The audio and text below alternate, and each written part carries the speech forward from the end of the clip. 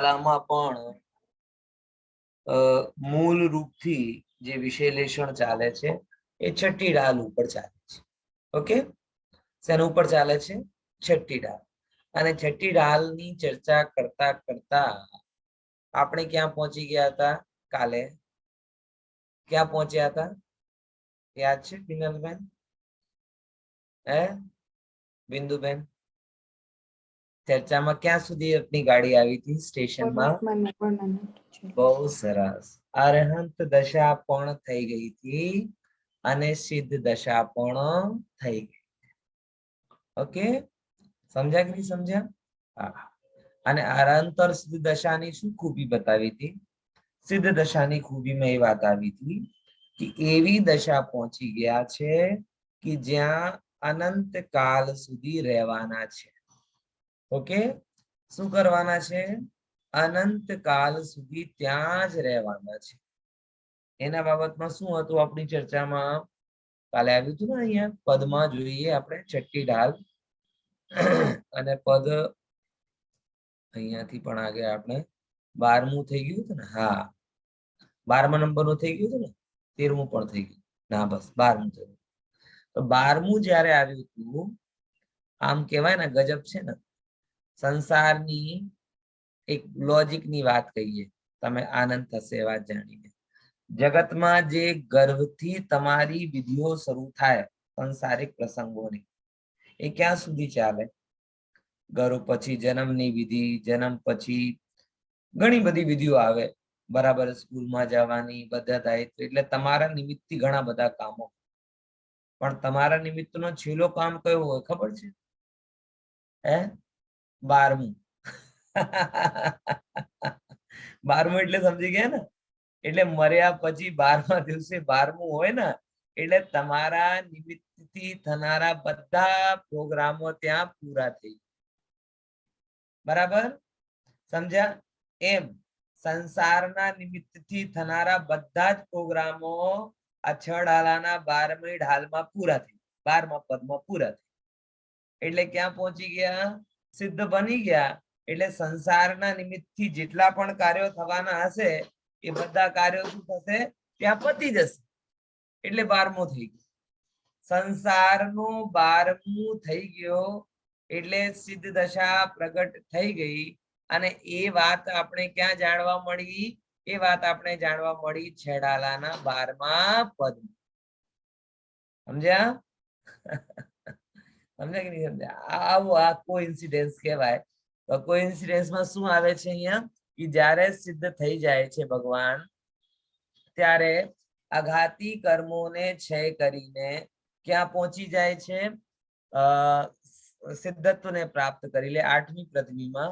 પછી સંસાર ખાર અપાર પારાવાર તરીતી રહી ગયે. એટલે સંસાર રૂપી જે ખારો સમુદ્ર છે એને જે પારાવાર એટલે જેને પાર કરવું અઘરું છે, એને પણ તરીને એટલે દૂર જઈને શું કરી ગયા? સિદ્ધત્વ પહોંચી ગયા. અને પછી કેવી દશાને પામ્યા? અવિકાર. અવિકાર અહીંયા આવે ને પદ, શું આવે છે જો અહીંયા? અવિકાર અચલ અરૂપ સુચિચિત રૂપ અવિનાશી ભય. આવી દશા એમને ત્યાં પ્રાપ્ત થઈ ગઈ છે. ઓકે, પાકું? એ તો કાલે અર્થ થઈ. હવે જે બાકીના 4 પદો છે એમાં 13મા નંબરનું પદ. હવે જ્યારે મોક્ષમાં પહોંચ્યા ત્યારે શું થાય છે? આ અહીં કહેવામાં આવે છે. ઓકે, ચલો. નિજ માહી લોક અલોક ગુણ ગુણ પરિજાય પ્રતિબિંબિત થઈ રહી है अनंत काल यथा तथा शिव परिणय। धनी धन्य है जे जीवन भव पाय यह कारज किया तिन्हि अनादि भ्रमण प्रकार तजवर सुख लिया। બહુ સરસ. નિજ માહી લોક અલોક એટલે શું થાય છે? જ્યારે મોક્ષ પ્રગટ થાય, મોક્ષ અવસ્થા પ્રગટ થાય ત્યારે નિજ માહી, ક્યાં? નિજમાં એટલે પોતામાં શું પ્રગટ થાય? લોક અને અલોક. આખો લોક દેખાય અને અલોકાકાશ પણ દેખાય. લોક દેખાય 6 દ્રવ્ય રૂપ અને અલોક પણ દેખાય એટલે અલોક પણ દેખાય એમ. તો નિજ માહી લોક અલોક, પછી બધા લોક અને અલોક ના શું શું? બધા ગુણો, બધા પરજાયો. ઓકે, ગુણ પરજાય, બધી જ ગુણો અને બધી જ પર્યાયો કેવી થઈ ગઈ છે? પ્રતિબિંબિત. પ્રતિબિંબિત એટલે રિફ્લેક્ટ થઈ રહી. જો પ્રતિબિંબમાં બહુ સુંદર અર્થ છે. જેમ કે મિરર રિફ્લેક્ટ કરે છે, તો એનો મતલબ એ છે પાણીમાં નેચરલી તમારું પ્રતિબિંબ દેખાય છે. એટલે પાણીને ઈચ્છા નથી કે તમારા રિફ્લેક્શન ને દેખાય. મિરર ને ઈચ્છા નથી કે તમારે ચહેરાને દેખાડે, પણ એની એક નેચરલ કેપેસિટી હોય છે કે જે એની સામે આવે એને ઝલકાય છે. બરાબર ખ્યાલમાં આવે? સમજ્યા? તો જેવી રીતે મિરરમાં આવી કેપેસિટી હોય છે અને તમારી પણ કેપેસિટી હોય છે. મિરરની કેપેસિટી હોય ઝલકાવવાની, પણ જેની લાયકાત હોય એ જ ઝલકે. દાખલા તરીકે તમે મિરરમાં હવાને ઝલકાવવાનો ટ્રાય કરો તો હવા આવશે? હવા નહીં આવે, કેમ કે હવાની લાયકાત નથી. પણ તમારો ચહેરો આવી જશે. કેમ? કેમ કે તમારી લાયકાત છે. સમજ્યા? તો જેવી કેપેસિટી હોય. હવે એવી રીતે અહીં કહે છે તો જે ભગવાનનું જ્ઞાન છે ને, ભગવાનનું જ્ઞાન એ પ્રતિબિંબિત કરે છે. પ્રતિબિંબિત કરે છે એનો મતલબ એ છે કે ભગવાનને જાણવાની કોઈ ઈચ્છા નથી, પણ કુદરતી રીતે એમનો જ્ઞાનનો ઉઘાડ એવો થઈ ગયો છે કે કોઈ પણ પદાર્થ જાણ્યામાં આવ્યા વગર રહેતો નથી. સમજ્યા? ખ્યાલમાં આવે છે કે નહીં? એ એમની જ્ઞાનની વિશેષતા હે ને. તો ક્ષણમાહી, અને એ જાણવામાં કેટલી વાર લાગે એમને? એમને આ બધું જાણવામાં બહુ વાર લાગતી નહીં. નિજ માહી લોકના અલોકના બધા જ ગુણો એમની પર્યાયો શું થઈ જાય એમના જ્ઞાનમાં? પ્રતિબિંબિત થાય છે, એટલે રિફ્લેક્ટ કરે છે. અને એવું ક્યાં સુધી રહેશે? એવું ક્યાં સુધી રહેશે? રહી હે અનંતાનંત કાલ. જે દશાને પામ્યા છે એ દશામાં અનંત કાલ સુધી રહેશે. આજે કોઈ પણ એવો ના તો સિલેક્ટેડ પદ છે ના ઇલેક્ટેડ પદ છે, કોઈ એવો પદ નથી કે જે પદ તમને અનંત કાલ માટે રાખી શકે. દરેક પદનું અંત મરણ સાથે આવી જ જાય છે. બોલો, આવે છે કે નથી આવતો? સમજ્યા? એ જ્યાં સુધી આજે તમે વિચાર કરો, હું એકવાર કદાચ તમને ભારતના એક પ્રસિદ્ધ નેતા અટલ બિહારી વાજપેયીજી એને જાણતા હશો. જાણો છો કે નથી જાણતા કે મોદી યુગમાં જૂનાને ભૂલી ગયા? હે, જાણો છો ને? હા, 85 યર્સના જયારે થયા ને ત્યારે એક એમનો છોકરો એમને મળવા ગયા ને, મળવા તો એમનો જે પીએ હતો એ કહે છે કે એકદમ નાના છોકરાની જેમ થઈ ગયા છે. એટલે જે અટલ બિહારી વાજપેયીની આમ વાક ચાતુર્યની, એમની બુદ્ધિની, બધીની આખા જગતમાં પ્રશંસા થતી હતી, એ કે એ તો બીજું કઈ જોતા જ નથી, કાર્ટૂન મૂવી જોઈએ છે at the age of 85. 85 એટલે બીજું કઈ જોતા નથી, બીજું કોઈ ન્યૂઝ લગાડી તો બંધ કરી દે છે, કાર્ટૂન લગાડો, કાર્ટૂન લગાડો. વિચાર કરો, ભારતના પ્રધાનમંત્રી રહ્યા, કદ્દાવર નેતા, જોરદાર પર્સનાલિટી, ઉત્કૃષ્ટ વક્તા ને કવિ. મને તો બહુ જ ગમતા હતા એમના ભાષણો, મોદી કરતા વધારે ગમતા હતા, હજી ગમે છે. પણ કેવી હાલત થઈ જાય વિચાર કરો, 6, 7, 8 વર્ષ સુધી શું રહ્યા, પ્રાઇમ મિનિસ્ટર રહ્યા, અને લગભગ 30 વર્ષ સુધી ભારતીય રાજનીતિના પ્રમુખ સ્તંભ રહ્યા, બરાબર.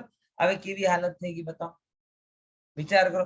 અત્યારે આડવાણીની એવી હાલત છે, કઈ બાન ના રહે, કઈ કશું ના રહે, બસ જીવે છે, આમ ચાલે.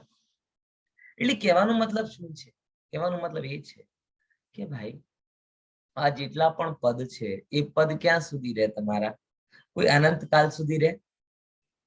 તમે વધતા વધતા વધતા પ્રધાનમંત્રી સુધી પહોંચી ગયા, આખા જગતના પ્રમુખ થઈ ગયા, છેવટે તો આ બધા શરીરના પદો છે, શરીરની અવસ્થા બદલાય તો એ પદ પણ બદલાઈ જાય.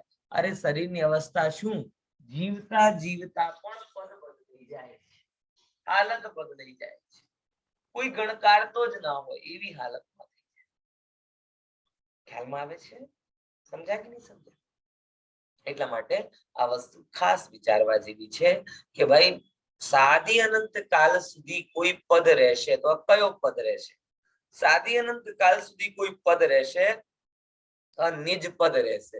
નિજ પદ સિવાય બીજા કોઈ પદમાં તાકાત નથી કે જે તમને ટકાવી શકે. દરેક પદ મટી જાય છે, હટી જાય. આપણા જીવનમાં જો ને જે પદો મળ્યા પછી બધા પદોથી રિટાયરમેન્ટ થઈ જાય કે નહીં થાય?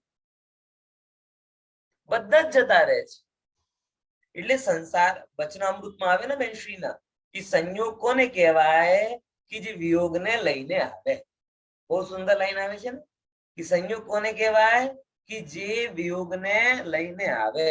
એટલે સંસારનું કોઈ પણ પદ તમને મળે એ પદનો વિયોગ અનિવાર્ય છે. માત્ર સિદ્ધત્વ રૂપ જે નિજ પદ છે એનો વિયોગ થતો નથી. કેમ? કેમ કે આ અપદ નથી, નિજ પદ છે. એટલા માટે અહીંયા એમ કીધું કે સિદ્ધત અવસ્થા કેવી છે? રહી હે અનંતાનંત કાલ. અનંત કાલ સુધી એવી દશા એમની રહે. કેવી? યથા તથા. જેવી રીતે અહીંયા બતાવી ને, કેવી રીતે બતાવી મને કહો તો જરા. છોડાલામાં મોક્ષ પામવાની રીતિ કઈ રીતે બતાવી છે? કોણ કહેશે મને? છોડાલામાં. અને આ છોડાલાની પદ્ધતિ છે કે ભગવાનની બતાવેલ પદ્ધતિ છે કે વસ્તુનો સ્વભાવ છે? કઈ પદ્ધતિ બતાવી છે? પેલા આટલું કહો મને નીરવ. છોડાલામાં કોઈ વિધિ બતાવી છે? બતાવી તો છે. સંધ્યા ભાભી કઈ વિધિ બતાવી છે? ખુશીબેન બોલો. સમ્યક દર્શન જ્ઞાન ને ચારિત્ર દરેક ઢાલમાં વિધિ તો પેનીથી જે બતાવી છે એ સમજો. પહેલી ઢાલમાં 4 ગતિના દુઃખની વાત કરી, બીજી ઢાલમાં દુઃખના કારણોને બતાવ્યા, એટલે સંસાર વધારવાની વિધિ. પછી કે ના હવે સંસાર ઘટાડવા માટે શું કરો? તો ત્રીજી ઢાલમાં સમ્યક દર્શન બતાવ્યું, ચોથી ઢાલમાં સમ્યક જ્ઞાન બતાવ્યું, પાંચમી ઢાલમાં 12 ભાવનાઓનું ચિંતન બતાવ્યું, અને છઠ્ઠી ઢાલમાં મુનિરાજનો સ્વરૂપ બતાવ્યો, અને પછી છેલ્લો માસ્ટર સ્ટ્રોક જેને કહેવાય, એટલે જેનાથી સિદ્ધત્વ આમ રમતા રમતા પ્રગટ થઈ જાય એવી કઈ દશા? સ્વરૂપાચરણ ચારિત્રની દશા પ્રગટ. આ શું વિધિ નહોતી? એ સમજો. આપણે વિધિના નામે આપણે યુટ્યુબ યાદ આવે કે સૌથી પહેલા આ લઈ લો, પછી આ લઈ લો, પછી આમાં આ નાખી દો, પહેલામાં પહેલો નાખી દો, પછી ગોલ ગોલ ફેરવો અને પછી આમ થાય ત્યારે બની જશે. એટલે વિધિનો મતલબ એ થોડી હોય ગઈ. આ જે બતાવ્યું તો મેથડ હતો. છેડાલા એટલા માટે કહેવામાં આવે છે. બધી જગ્યાએ કેમ ભણાવવામાં આવે છે? કેમ કે જીનવાણી મોક્ષ માર્ગના સિવાય બીજું કઈ છે નહીં. અને મોક્ષ માર્ગનો કમ્પ્લીટ એનાલાઇઝ ક્યાં આવે છે? છોડાલામાં. બરાબર. એટલા માટે અહીં કીધું કે ધની ધન્ય હે. અહીંયા લાઈન આવી ને, બહુ સુંદર લાઈન આવી. કઈ લાઈન આવી? કે જો યથા તથા શિવ, જેવી રીતે મેં અહીંયા બતાવ્યું છે એવી જ રીતે જો કામ કરશો તો શિવને પરિણમિત, એટલે મોક્ષ, એટલે મોક્ષ દશાને પરિણય, એટલે પ્રાપ્ત કરી લેશો. હવે કહે છે धनी धन्य है बे जीव नर भव पाय यह कारज किया। આ કોણ ધન્ય છે? સાચું કહો, ઈમાનદારી સાથે આ વસ્તુનો વિચાર કરો. આપણે એમ લાગે કે ધીરુભાઈ અંબાણી ધન્ય છે, આપણે એમ લાગે સચિન તેંડુલકર, વિરાટ કોહલી, અભિનેતા અભિનેત્રી ધન્ય છે. જો એ 50 વર્ષમાં જઈને પણ આપણી બોડીને મેન્ટેન કરીને રાખે. અમિતાભ બચ્ચન ને ધન્ય છે, 75-80 વર્ષની ઉંમરમાં કમાય છે. મૂર્ખ. મને તો અત્યારે એક વસ્તુ ઉપર બહુ આમ દુઃખ જેવો થયો કે શું કહેવાય કે ભારતમાં એક પાન મસાલા જેવો ચાલે છે, બરાબર? પાન મસાલા. હવે ગરડાને ખબર નથી કબરમાં લટક્યો છે તો એ પાન મસાલાને એડવર્ટાઇઝ કરે, કમલા પસંદ પાન મસાલા. ખેર, હવે લોકોને પોતાનું ખબર નથી. તો હવે એ સમજો 80 વર્ષની ઉંમર, કરોડો કરોડો કમાવી લીધા, બરાબર? ન્યાય નીતિથી કમાવો, કોઈ ના નથી પાડતો, છેક સુધી કરો, ચલો તમને મોક્ષ નહીં જવું તો કઈ વાંધો નહીં, પણ ન્યાય નીતિથી કરો તો કઈ વાંધો. પણ જે વસ્તુને લઈને આખું યુવા પેઢી કેન્સરના મોઢામાં જાય અને તમે મૃત્યુના મોઢામાં છો, તો એવી વસ્તુને છોડતા નથી. જ્યારે ધનનો લાભ આવે તો આવું બધું પણ એ કરી લે છે. હવે એવા લોકોને આપણે શું કહીએ છીએ? મેં હું કહું છું ને, મને બહુ હીરો શબ્દ વાપરે છે. કયો શબ્દ વાપરે છે? હીરો. મને તો ગુસ્સો આવે એ બધા ભાંડોને જ્યારે હીરો કહો છો. એ હીરો છે તો એ હીરો છે, ધની ધન્ય હે એ જી. એ સિદ્ધ ભગવાન અમારા હીરો છે, નાયક છે. આચાર્ય ભગવાન, અનંત ભગવાન અમારા નાયક છે. બાકી એ બધા તો ભાંડ છે. પૈસા આપો તો કઈ પણ કરાવી લો. 80 વર્ષના ઉંમર મૃત્યુના મોઢામાં છો તો એ પાન મસાલાનો જે કેન્સરનું આવી વસ્તુ, અને હીરો થઈ ગયા. અને એવા લોકોને આપણે ધન્ય માનીએ છીએ. ઓહો, 80 વર્ષ સુધી એક્ટિવ. પણ હું કામ? સંસારમાં એક્ટિવ થવું એ શું કામનો ભાઈ? સંસારમાં પ્રસિદ્ધિ મેળવી એ શું કામ? બરાબર? હજી કેવી હું વાત કરું, ઘણી વખત આમ અત્યારે અમારે એક મુક્ષુ છે અમદાવાદના, એમને છોકરી મોટી થઈ. હવે છોકરી આમ ટેલેન્ટેડ છે, સારી વસ્તુ છે. હવે ટેલેન્ટેડ છે તો એની પાછળ વાય વાય ફરે બધી જગ્યાએ. એને આ ક્લાસ કરાવો ને, પહેલી ક્લાસ કરાવો ને, બીજી ક્લાસ કરાવો, અને આવું કરતા કરતા એવું ઢૂસ થઈ જાય એનો પાઠશાલા ટાઈમ જ નથી. બાકી બધી જગ્યાએ ક્યાં? તમે સ્વાધ્યાયમાં પંડિતજી એ છોકરીને લઈને ટાઈમ જ મળતો નથી. એટલે ના તો છોકરીને મોક્ષના માર્ગ ઉપર લગાડવું છે, તમે લગાડો. બરાબર? વિચાર કરો. અહીંયા તો શું પરંપરા છે જૈનોની કે ભદ્રબાહુ સ્વામી ટેલેન્ટેડ હતા ને, ટેલેન્ટેડ. બરાબર? ગોવર્ધન આચાર્ય ગયા અને જોયું કે આ એક ઉપર એક ઉપર એક ઉપર એક ઉપર 4 માર્બલ, 14 માર્બલ આમાં ઉભી રાખી છે. ખબર છે ને તમને ઘટના ભદ્રબાહુ સ્વામી? ભદ્રબાહુ અંતિમ શ્રુત કેવલી. અરે લાંબી કહાની સંભળાવવાનું કે છે ના પોસાય. આમ જ આના માટે 5 મિનિટ ફાળવ્યા હતા, 15 મિનિટ થઈ ગયા. સંભળાવું સર. તમે તો સંભળાવો, બરાબર છે. હું શોર્ટમાં કહી દઈશ, લઘુ કથા કરી દઈશ. મને આટલું જ બતાવવાનું છે કેવલ કે એક ભદ્રબાહુ સ્વામી બહુ ટેલેન્ટેડ હતા. કેવા ટેલેન્ટેડ? જયારે નાના હતા ને ત્યારે માર્બલ હોય ને, માર્બલ લખોટી, એક ઉપર એક ઉપર એક ઉપર 14 લખોટીઓ સેટ કરી દીધી. તો ગોવર્ધન આચાર્ય નીકળ્યા ત્યાંથી અને જોઈને આવું કોણ કરી શકે? એટલે આ છે ને ભદ્રબાહુ. તો ગોવર્ધન આચાર્ય કહે તું બહુ ટેલેન્ટેડ છે, જઈશું. એમની મમ્મી પપ્પા પાસે ગયા અને બોલા કે આ શિષ્યને ભણાવવાનું કામ અમને સોંપ્યું. એ માંગી લીધું. એ જ કીધું છે કથામાં. દીક્ષા માટે નથી કીધું, પણ હા, હું એને આમે લોકો ભણાવીશ. આ બહુ હોશિયાર છોકરો છે. અને ભદ્રબાહુ સ્વામી ત્યાં ભણ્યા, અંગપુર ભણીને આવ્યા. પણ એવું નથી કીધું ત્યાં કે હવે તો દીક્ષા જ લઈ લે. ભાઈ હવે કે યુવા થઈ ગયા ભદ્રબાહુ સ્વામી, દીક્ષા પૂરી થઈ છે, એમાં શિક્ષા પૂરી થઈ છે, હવે અમને આજ્ઞા આપો. તો કઈ વાંધો નહીં, જા બેટા. પછી ત્યાં આમ રડવા નહીં બેસી ગયા કે અમને આટલું ભણાવ્યું તો દીક્ષા લઈને છોડીને આમ કર્યા. ઠીક છે ભાઈ, તારી યોગ્યતા, ટેલેન્ટેડ, તારે ભણાવવાનું કામ. પછી અમુક ટાઈમે રાજપાઠમાં ગયા અને ત્યાં અમુક ઘટનાઓ ઘટી. એમને પછી વૈરાગ્ય થયો અને પાછા આવીને દીક્ષા લઈ લીધી. અને ત્યારે 14 પૂર્વીના જ્ઞાતા થયા. દિગંબર અને શ્વેતાંબર બંનેમાં જે અંતિમ 14 પૂર્વીના જ્ઞાતા કહેવામાં આવે છે એ કોને કહેવામાં આવે છે? ભદ્રબાહુ સ્વામી. બંનેમાં સમાજ. ત્યાંથી આગળથી પરંપરા ચેન્જ થાય છે, ત્યાં સુધી બધું સમાજ. એ ધન્ય છે એમ કહેવામાં આવે છે. એ ધન્ય છે. મારી વાતને ગંભીરતા સાથે સમજો. જે જ્ઞાન આત્મજ્ઞાનમાં લાગી ગયું જ્ઞાન ધન્ય છે. અરે એક છોકરીને આ ટેનિસ ક્લાસ કરાવી દો, ને ડાન્સ ક્લાસ કરાવી દો, ને હોર્સ રાઇડિંગ કરાવી દો, ને નિશાનેબાજી કરાવી દો, ને એકાદ બે જગ્યાએથી ગોલ્ડ મેડલ સિલ્વર મેડલ લઈને આવે તો આહા ધન્ય ધન્ય ધન્ય ધન્ય થઈ ગયા. આવું લાગે. એક જગ્યાથી કઈ સિલ્વર બિલ્વર મેડલ મળી જાય ધન્ય થઈ ગયા. પણ મને એ કહો કે એ સિલ્વર મેડલ કે ગોલ્ડ મેડલ તમારા જિંદગીભરના દુઃખને દૂર કરી શકશે? વિચાર કરો. અને આ તત્વજ્ઞાન તમને મળે, તમારી સંતતિને મળે તો તમને દુઃખ થશે નહીં. પણ આખા જગતમાં બહારી ધન્યતા દેખાય.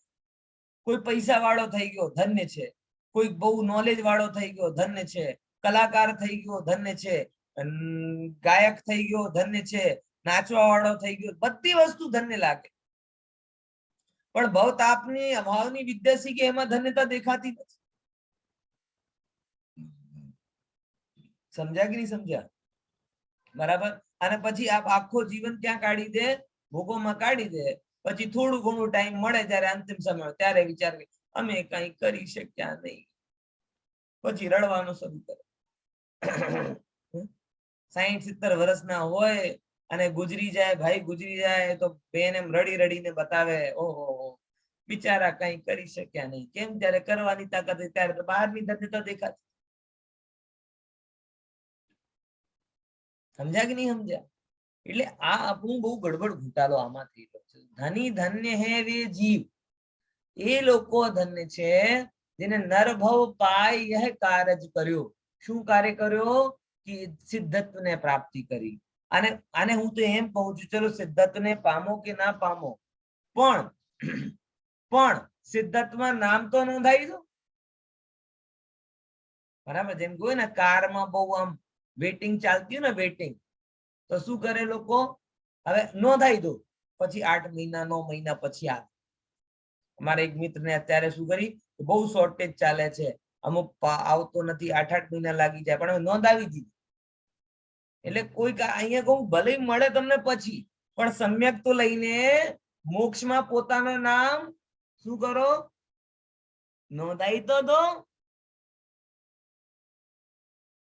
નોંધાવાની. આમાં તો તમને કોઈ પંચમકાલ નહીં નડે ને, આમાં તો કોઈ પુરુષ और સ્ત્રી પર્યાય નહીં નડે ને. હમણાં હું સિદ્ધાર્થની વાત કરું તો તમે પંચમકાલ લઈને રડવા બેસી.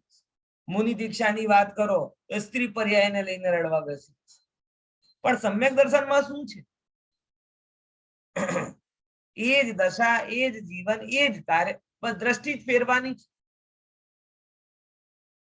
એ જ ઘરગૃહસ્થી, એવો જ વ્યાપાર, એવો જ, પણ બધા સેમ ટુ સેમ છે. મગર અંદરથી દ્રષ્ટિ ફરી જાય.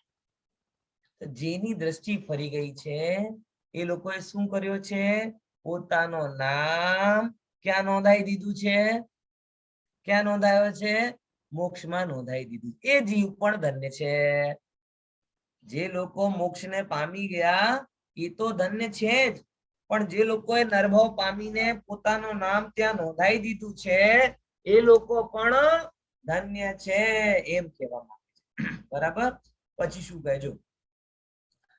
જે લોકોએ આવું કર્યું છે તિન્હી, એ જ લોકોએ અનાદિ ભ્રમણ, અનાદિનો જે ભ્રમણ છે, કયા પ્રકારનો?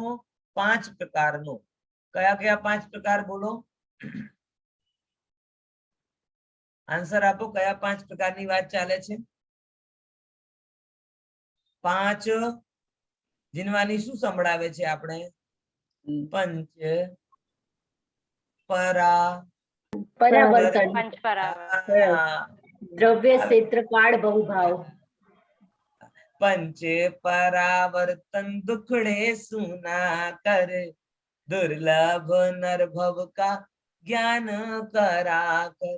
अब जो આગળ જાય अब ना सुनी तो फिर कौने कहेगा, कौने कहेगा, कौने कहेगा।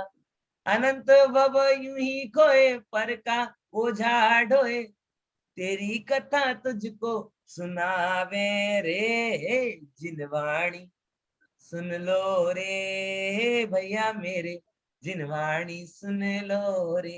આ લાઈન આવી. આ કથા કેમ આખી બેઠે છે ભજન એટલા માટે આ ખોલ્યું કે તેરી કથા તુझको સુન. આ છોડાલાની પહેલી ડાલમાં કથા શરૂ થઈ હતી ને, થઈ હતી કે નથી થઈ શરૂ?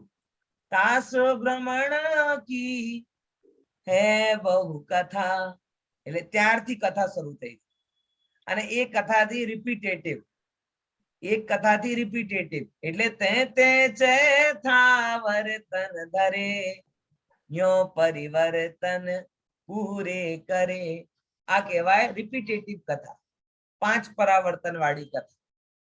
પણ એક પુરુષાર્થી જીવની પણ વાર્તા હોય, એ પુરુષાર્થી જીવની વાર્તા અહીંયા આવીને પૂરી થાય. અને ત્યાં એમ કે છે कि धनी धन्य है वे जीव नरभव पाय यह कारज किया, तिन्ही अनादि भ्रमण पंच प्रकार तजी वर सुख लिया. અનાદિનો જે 5 પ્રકારનો દ્રવ્ય, ક્ષેત્ર, કાલ, ભવ અને ભાવ પરાવર્તન હતો, એ પરાવર્તનને છોડીને સુખને પામ્યા. તો પહેલો તે છે થાવર્તનને પામ્યો અને એ દુઃખને અભાવ કરીને સુખને પામ્યો. આટલું કીધું. બોલો કઈ કથાના નાયક એ હીરો બનવું છે? બોલો લલિતભાઈ, કઈ કથાના હીરો બનવો છે? પહેલી ડાલમાં પૂરી થઈ જાય આવી સ્ક્રિપ્ટના હીરો બનવું છે કે છઠ્ઠી ડાલમાં પૂરી થાય આવી સ્ક્રિપ્ટના હીરો બનવું છે? અહીંયા બેનો પણ હીરો બની શકે. હે હા, ભાઈઓ તો બની શકે, બહેનો પણ બની શકે. બરાબર. હા, એ છઠ્ઠી ઢાલમાં જે સ્ક્રિપ્ટ પૂરી થાય એમાં જે એક્ટર બનશે એટલે હીરો બનશે, એનો સંસારનો અભાવ થઈ જશે.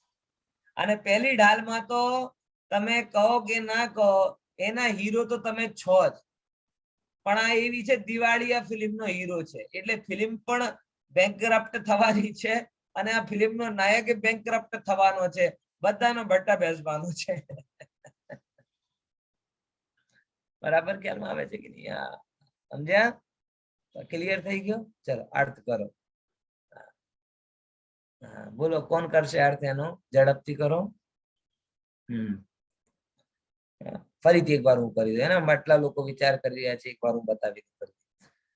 નિજ માહી લોક અલોક ગુણ પર જાય પ્રતિબિંબિત ભય, એટલે અંતરમાં લોક અને અલોકના બધા દ્રવ્ય ગુણ પર્યાય પ્રતિબિંબિત થઈ ગયા. રહી હે અનંતાનંત કાલ યથા તથા શિવ પરિણય, એવી રીતે જે મોક્ષને પામ્યા છે અનંતાનંત કાલ સુધી મોક્ષમાં રહેશે. પછી શું કે ધની ધન્ય હે વે જીવો, એ લોકો ધન્ય છે જે નરભવ પાય કારજ કિયા, મનુષ્ય પર્યાય પામીને આવું સરસ કામ કર્યો. તેની અનાદિ ભ્રમણ પંચ પ્રકાર, એ લોકોએ 5 પ્રકારના જે પરાવર્તન રૂપી સંસાર છે તજી એટલે છોડીને, વર એટલે શ્રેષ્ઠ, સુખ લિયા એટલે સુખને પામ્યા છે. એ લોકો ધન્ય છે. હવે અર્થ કરો ઝડપથી. હા બોલો અર્થ. અચ્છા, જે લોકો પોતાની અંદર લોક અને અલોકના ગુણ પર્યાય એ જેમના જ્ઞાનમાં પ્રતિબિંબ થયા છે અને એ હવે પછી અનંત કાળ સુધી મોક્ષમાં સ્થાન જેનું રહેશે. અને અન્ય ખરેખર એ જીવને છે કે જેમણે નરભાવ પામીને આ કાર્ય કરી લીધું છે અને જે તેણે 5 પ્રકારના પરાવર્તનને છોડી, પરાવર્તન સંસાર છે એને છોડીને જે સુખોમાં સૌથી શ્રેષ્ઠ છે એવું શિવ સુખ જેણે પ્રાપ્ત કર્યું છે એમને ધન્ય છે. બહુ સરસ, બહુ સરસ, ખૂબ સરસ અર્થ કર્યો. અને આ આપણું જો પહેલી ઢાલની, મેં ફરીથી કહું, પહેલી ઢાલની કહાની તો કન્ટિન્યુ ચાલે છે. છઠ્ઠી ઢાલ સુધી કિસ્મત વાળોની પહોંચે છે. કિસ્મત વાળા કહો કે પુરુષાર્થી કહો, कि पवित्र जीव पहुंचे। पहली ढाल में तो तमे जे केवुं ने जन्म लीधुं छे ए कई ना करे तो फरतो फरतो फरतो पाछो निगोद में पहोंची ज जशे। એટલે તમને નિગોદમાં જવા માટે કઈ કરવું નથી। આ લગભગ એવો છે, 5મી મંજિલથી નીચે પડવા માટે શું કરવું પડે તમને? ચડવા માટે તો ઘણું બધું કરવું પડે, બરાબર, પણ પડવા માટે કઈ કરવું? ઠીક છે, આગળનો પદ લો, બધા વાંચશે, જેવા સ્વરમાં હોય એવા સ્વરમાં વાંચજો, પણ બધાને કહેવાનું છે। ઓકે, હા, બસ જ્યારે પૂરો થાય ત્યારે મને જણાવી દેજો। હા, બોલો બોલો।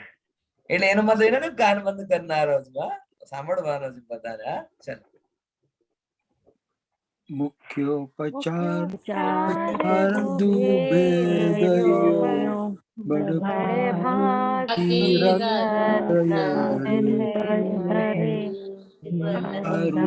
અરે રત્નત્રય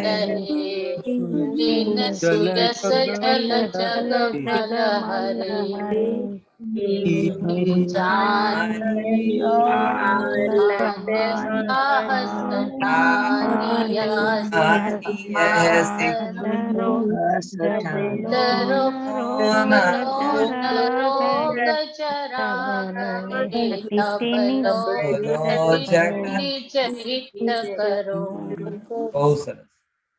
હા, કોઈ કીધું નહીં પૂરો થઈ ગયો? હા, સારું સારું। મુખ્યોપચાર દુભેદયો, બે પ્રકારના ભેદ કર્યા। કયા કયા? મુખ્ય અને ઉપચાર, બરાબર। હવે મને કહો, મુખ્ય ભેદ બળભાગી રત્નત્રય, બે પ્રકારના રત્નત્રયને ધારણ કરનારા લોકો બળભાગી છે। બળભાગી શબ્દ એટલે બહુ જ ભાગ્યવાન છે। ભાગ્યવાન, હા, બહુ જ ભાગ્યવાન, ભાગ્યવાન નહીં, બહુ જ ભાગ્યવાન। જગતમાં પુણ્યની કમાઈ કરનારા ભાગ્યવાન કહેવાય, પણ પરમાત્મા તો મોક્ષ માર્ગને આગળ વધનારાને જ ભાગ્યવાન કહે છે। તો જે મુખ્ય રૂપથી અને ઉપચાર એટલે ગૌણ રૂપથી, મુખ્યોપચાર દુભેદ એટલે બે પ્રકારનો, મુખ્યોપચાર દુભેદ યો બળભાગી, યો એટલે યો શબ્દમાં, યો શબ્દમાં તમે પહેલો સમજી લેજો શું કહેવાય। યો શબ્દમાં શું સમજજો કે આ જે છે ને, જે બધું કીધું એ સમજવાનું। શું કીધું પહેલા? કે બીજી ઢાલમાં આવા આવા મિથ્યા દર્શન જ્ઞાન ચારિત્ર હોય, પછી ત્રીજી ઢાલમાં સમ્યક દર્શન હોય, ચોથી ઢાલમાં જ્ઞાન ને ચારિત્ર, એ બધું જે બતાવ્યું છે, એ બધું જે બતાવ્યું છે એ પ્રકારથી આ યો શબ્દ છે ને, એ બધું સંધિ પરક છે કે જે અમે બતાવીને આવ્યા છે એ વાત ખ્યાલમાં આવે? સમજે કે નહીં સમજે?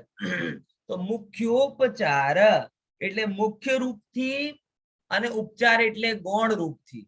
મુખ્યથી નિશ્ચય રત્નત્રય અને ઉપચાર એટલે વ્યવહાર રત્નત્રય।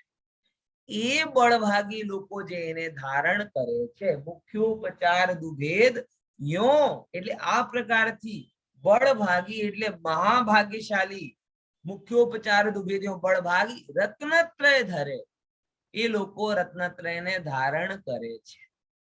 ઠીક છે, આટલું જ નહીં, અરુ ધરેંગે, અત્યારે ધારણ કરે છે અને આગળ ધારણ કરશે।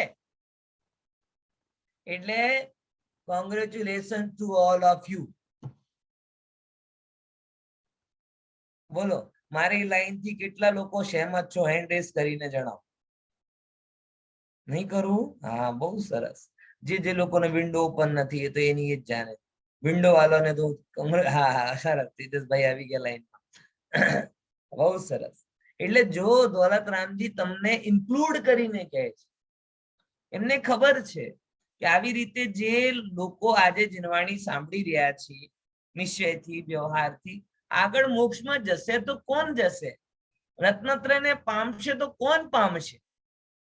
8 અબજની આબાદીમાં અમને તો બીજું કઈ એવું લાગતું નથી કે જે મોક્ષમાં જશે તો કોણ જશે? હું તો સ્પષ્ટ અત્યારે જો આપણે ભલે આપણી જાતને પાપી જોઈ રહ્યા હશો, પણ પરમાત્મા તો તમારા અંદરમાં છુપાયેલા પુરુષાર્થને અને પ્રભુતાને જોઈ રહ્યા છે,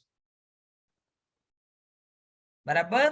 એટલે મુખ્ય રૂપથી અને ગૌણ રૂપથી જે ભાગ્યવાન છે, જે રત્નત્રયને ધારણ કરે છે, અને એ પણ ભાગ્યવાન છે કે ધારણ કરશે. તો કરેમાં આવી ગયા હો તો બહુ સરસ, નહીં તો કરશો એમાં તો તમે બધા આવવાના જ છો. લખીને આપી દો. હા, ખોટી નથી કેતો ભાઈ. જે જીનવાણીની વાત પ્રેમથી સાંભળે, મોક્ષમાં એ નહીં જશે તો કોણ જશે? હું ખરેખર ઘણું આમ કહેવાય ને, વિલ પાવરની નબળાઈ કહેવાય આપની, કે આત્મા ઉપર સૌથી અવિશ્વાસ કહેવાય. જો આટલું સાંભળીને પણ તમને આટલો વિશ્વાસ ના થાય કે હું મોક્ષનો અધિકારી છું, તો પોતાની જાત પ્રત્યે અન્યાય કહેવાય. આટલું સાંભળીને, આટલું જીનવાણીની વાત સાંભળીને પણ અંદરમાં આવું હકાર ના આવે કે ના, મોક્ષનો અધિકારી હું જ છું, મારા જેવા મોક્ષમાં નહીં જશે તો કોણ જશે? આવું હકાર અંદરમાં ના આવે તો આપણા પ્રત્યે અવિશ્વાસ કહેવાય. બરાબર? આ આવ્યો અવિશ્વાસ છે કે જેમ જે છોકરો ટોપ કરવાનો વિચાર કરતો હોય અને એનો પિતા એને આવીને પૂછે, બેટા પાસ તો થઈ જશે ને? કેવી વાત કરો પાપા, આટલો અવિશ્વાસ! હું અહીંયા ટોપ ની વાત કરું, તમે કહો કે પાસ થઈ જશે. એમ અહીંયા કહે છે કે અમે તો સિદ્ધત્વની આશા રાખીએ, અને તમે કહો ખબર નથી હવે સમ્યક દર્શન થશે કે નહીં થશે. પંડિત તમારા જીવાનું તો પાકું અમારું. અરે પંડિતજી પડ્યા રહેશે ને તમે જાતે મોક્ષમાં જતા રહેશો. આવું નહીં સમજવાનું. આ પંડિતાઈનો મોક્ષ જોડે કઈ સંબંધ નથી, શેઠાઈનો મોક્ષ જોડે કોઈ સંબંધ નથી, બહારના વ્રત ક્રિયાદિના મોક્ષ જોડે કોઈ સંબંધ નથી. મોક્ષનો સંબંધ એની સાથે છે કે તમે કેટલું તમારી જાતને, આપણા આજે સવારે બહુ સરસ ચર્ચા આવી બધી, સવારના સમય સારના વ્યાખ્યાનમાં આની ઘણી બધી વાત આવી. આનો સંબંધ શેનાથી છે? સંબંધ એટલાથી છે, પ્રભુ તમે અમે બધા આપણી જાતને પરમાત્મ સ્વરૂપ સ્વીકારવાનો ચાહો, હક સમજો, શુદ્ધતાને, પ્રભુતાને, પૂર્ણતાને, તો થશે. બરાબર? ખ્યાલમાં આવે છે ને? હવે જો નર્મદાબેન આ ઉંમરે બેસીને આટલું બધું સાંભળી રહ્યા છે, લલિતભાઈ, હરકભાઈ, બધા લોકો, હવે એ મોક્ષ નહીં જશે તો કોણ જશે? હે? બોલે અમે ભૂલી જઈએ. ભૂલી જાઓ એને વાત ભૂલી જાઓ. તમારો જે પુરુષાર્થ છે ને તમને મોક્ષમાં લઈને જશે. આટલા બધા વ્યસ્તતાઓ વચ્ચે તમે બધા આવી જાઓ છો ને સમયસર, 2-5 મિનિટ આગુ પાછું, ભલે ક્યારે વિન્ડો બંધ કરો ખોલો, બાજુથી ક્યારે હાજર રહો, ક્યારે ગેરહાજર રહો, પણ આવો છો ને, આવા જ લોકો મોક્ષમાં જાય છે. સમજ્યા? ધરેંગે, ધરેમાં આવી ગયા તો બહુ સારું, પણ જો ધરેંગેમાં આવશો તો પણ ખોટું નથી, એ પણ ધન્ય છે. અરુ ધરેંગે બંને લઈ લીધા જો અહીંયા. અરુ ધરેંગે એ સિવલ હે, એ જે ધારણ કરશે મોક્ષને પ્રાપ્ત કરશે. અને તીન સુયસ, એ લોકોનો સુયસ જલ જગ મલ હરે. બરાબર? એ લોકોનો સુયસ રૂપી જલ આખા જગતના મલ એટલે મેલને દૂર કરે છે. આવું અહીંયા કીધું છે. ફરીથી, નિશ્ચય અને વ્યવહાર રૂપ જે બે પ્રકારનો મોક્ષ માર્ગ ધારણ કરે છે, એ બહુ જ બળભાગી છે. આજે ધારણ કરે છે તો બળભાગી છે, આગે પણ કરશે એ લોકો પણ મોક્ષમાં જશે. બરાબર? અને એ લોકોનો સુયશ જો ભાઈ ગજબ છે કે નહીં? આમ સમજો, તમે કોઈક જગ્યા ફરવા ગયા, બરાબર? સ્વિટ્ઝરલેન્ડ ગયા, અમેરિકા ગયા, કોઈ બીજી જગ્યાએ ફરવા. હવે ત્યાંની જેમ આપણે હોય ને, પેરિસ જાય તો પછી ત્યાંની વાત બતાવે કે ઇવનિંગ ઇન પેરિસ, પેરિસમાં આવું હોય, સ્વિટ્ઝરલેન્ડ જાય ત્યાં બરફ હોય, જ્યાં જ્યાં જાય. હવે એની વાર્તા તમે બીજાને કહો તો એ સંસારના મલને દૂર કરે છે કે સંસારના મલને વધારે છે? તમે કોઈ લગ્નમાં ગયા ને લગ્નનો વખાણ કર્યો, આટલી જાતના ભોજન હતા, આવા કપડા પહેરેલા હતા, આવી દુલ્હનની એન્ટ્રી થઈ, આવી દુલ્હાની, કેટલા વાત હે? એ બધું તમને મલિન કરે છે કે નિર્મલ કરે છે? ફરવા ગયા એ વાત કીધી કરાવી, એ તમને મલિન કરે કે નિર્મલ? બધું જ શું કરે છે? મેલો કરે છે. અને તમે મોક્ષ માર્ગ ઉપર ગયા અને તમારી વાત કોઈ બીજાને કહેવામાં આવશે કે જો એવા એવા એ બધા આમ પરમાગમ ઓનર્સ વાંચતા હતા, બરાબર? અને વાંચતા વાંચતા ક્યારે એમની પરિણતિ અંદરમાં પલટો ખાઈ ગઈ રાગ છૂટી ગયો, મોહ છૂટી ગયો, સમ્યક દર્શન થઈ ગયો, ભવનો અભાવ. બોલે હે અમારા જેવા? હા બોલે રોજ તત્તર લઈને બેગ સ્કૂલ જતા હતા, ના ભણાવવા જતા હતા, ના ભણતા હતા, આવી રીતે રસોઈ કરતા હતા, પણ શું થયું? બોલે આવી રીતે સમ્યક દર્શન. આવું જે સાંભળશે એનો તમારી વાત સાંભળી એનો મલ દૂર થશે, એને લાગશે ના હું પણ કરી શકું છું. બોલો થશે કે નહીં થશે? આજે કોઈ આપણા વચ્ચે સમ્યક દ્રષ્ટિ થઈ જાય, બરાબર, અને પછી અમે કઈ જો આમ જ અહીંયા બેસીને સાંભળતા હતા, આવી રીતે કહેતા હતા, આવી રીતે, અને ઘણી વખત આવું પણ નહોતો આવડતો તો પણ સમ્યક દર્શન થઈ ગયો, તો બધાના અંદરમાં આવો ભાવ થશે, ઓહો હો એવાને થઈ જાય તો અમને કેમ નથી? આપણે પણ હરી થાય છે ને.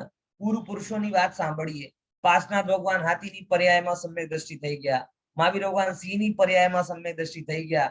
તો મનમાં આવે ને કે સુલટે પશુ ઉપદેશ સુન, સુલટે ક્યો ન પુમાન, નાહર સે ભય વીર જિન, ગજ પારસ ભગવાન. એટલે આવું વાત સાંભળી આમ લાગે સિંહ મોક્ષે જતો રહ્યો, હાથી મોક્ષે જતો રહ્યો, ભગવાન બની ગયા, એના કરતા તો અમે સારા નથી? આ ભાવ આવે કે તેનો સુયસ એ લોકોની કથા. યશ જગ જલ મલ હરે, જગતના લોકોના મલ, મિથ્યારૂપી મલને દૂર કરે છે. બરાબર. હવે શું કહે? બહુ સરસ લાઈન કહે છે, બહુ સરસ. આ લાઈન બધાને યાદ કરવા જેવી છે. ઇમી જાની, આવું બધું જાણીને, હવે જો એક લાઈન એક આમ કેવાય ને ચપાટની જેમ છે આપણા ઉપર, ઝાપડ લાગે ને જેમ કોઈને, આમ એક વાત ઉપર. તો આ એક વાત ઉપર આપણા અંદરમાં ઝાપડ લાગવું જોઈએ. દોલતરામજી મીઠી માર છે, દોલતરામજી મીઠી માર. કેવી? હા, ઇમી જાની. આપણા અંદરમાં ક્યારે જયારે આલસ થતો હોય, દોલતરામજીને યાદ કરો. દોલતરામજી કે આલસ હાની, એક ઝાપડ. પછી ના મારાથી નહીં થાય, તો બીજું ઝાપડ, સાહસ ઠાની. પછી ત્રીજા નંબર યહ શીખ આદરો, ખબર પડી. ત્રણ થઈ ગયા ને. આપણે કહીએ ને એક બે ઝાપડ મારીએ પછી ગયા, ખબર પડી કે નહીં પડી? તો હજી મારું. યહ શીખ આદરો. બરાબર. તમે આલસ આવે તો દોલતરામજીનો એક ચાટો, પછી હિંમત ના થાય તો બીજો ચાટો, અને તો પણ ખબર ના પડે તો દોલતરામજીનો ત્રીસરો શબ્દ યહ શીખ આદરો. ખબર પડી કે નહીં? વોર્નિંગ આપે છે, બહુ મીઠી વોર્નિંગ છે. આ લખવા જેવી છે. જબલો ના રોગ જરા ગહે, જ્યાં સુધી તમને રોગ એટલે બીમારી, માંદગી, અને જરા એટલે ઘડપણ, આવી દશા અસમર્થતાની દશા, જાતે તમે કઈ તમારું કામ ના કરી શકો, એને એજમાં નહીં બાંધતા. એને કેમ કે મેં 80 વર્ષના યુવાન પણ જોયેલા છે અને 20 વર્ષના ઘરડા પણ જોયેલા છે. દરેક વસ્તુમાં જે ડિપેન્ડ હોય એ ઘરડા છે, અને ઉંમર હોવા છતાં પણ જે બધી પોતપોતાની રીતે એ યુવાન છે. બરાબર. અહીંયા એજ સાથે લેવું દેવું નથી. અહીંયા શું છે કે જ્યાં સુધી તમે સક્ષમ છો, બરાબર, જબલોન રોગ જરા ગહે, જ્યાં સુધી તમારા શરીરને રોગ અને ઘડપણને શું કહેવાય જકડ્યો ના હોય, તબલો જટતી નિજ હત કરો, ત્યાં સુધી શું કરી લો તમે? આ મોક્ષ પર્યાયમાં તમારો હિત કરી. બરાબર. કોણ અર્થ કરશે? કોણ અર્થ કરશે? જલ્દી બોલો. ચલો. હા, નલિની બેન કરો. હે ને? હા, કરો. એટલે કે મુખ્ય પ્રમાણે જેમણે નિશ્ચય એટલે કે મુખ્ય પ્રમાણે નિશ્ચય અને ઉપચાર પ્રમાણે વ્યવહારને જેણે બે ભેદ જેણે જાણ્યા છે બરાબર પોતામાં, એ બહુ જ ભાગ્યવાન છે અને પોતાના રત્નત્રયને ધારણ કરશે. અને અત્યારે પણ ધારણ કરે છે અને આ ભવિષ્યમાં પણ જે ધારણ કરે એ જ મોક્ષ માર્ગ પ્રાપ્ત કરશે અને સંસાર રૂપી કે મિથ્યારૂપી મલને દૂર કરશે. એમ જાણી આલસ એટલે કે પ્રમાદ જે છે પોતામાં, અને હાનિ જે છે, અને સાહસ સ્થાની એટલે કે જે પુરુષાર્થ કરશે એ શિવ સુખને આદરશે કે પોતાના મોક્ષ સુખને આદરશે કે પણ કે છે કે જ્યારે જબ જે રોગ શીખ એટલે શિક્ષા. હા, શિક્ષાને ગ્રહણ કરશે.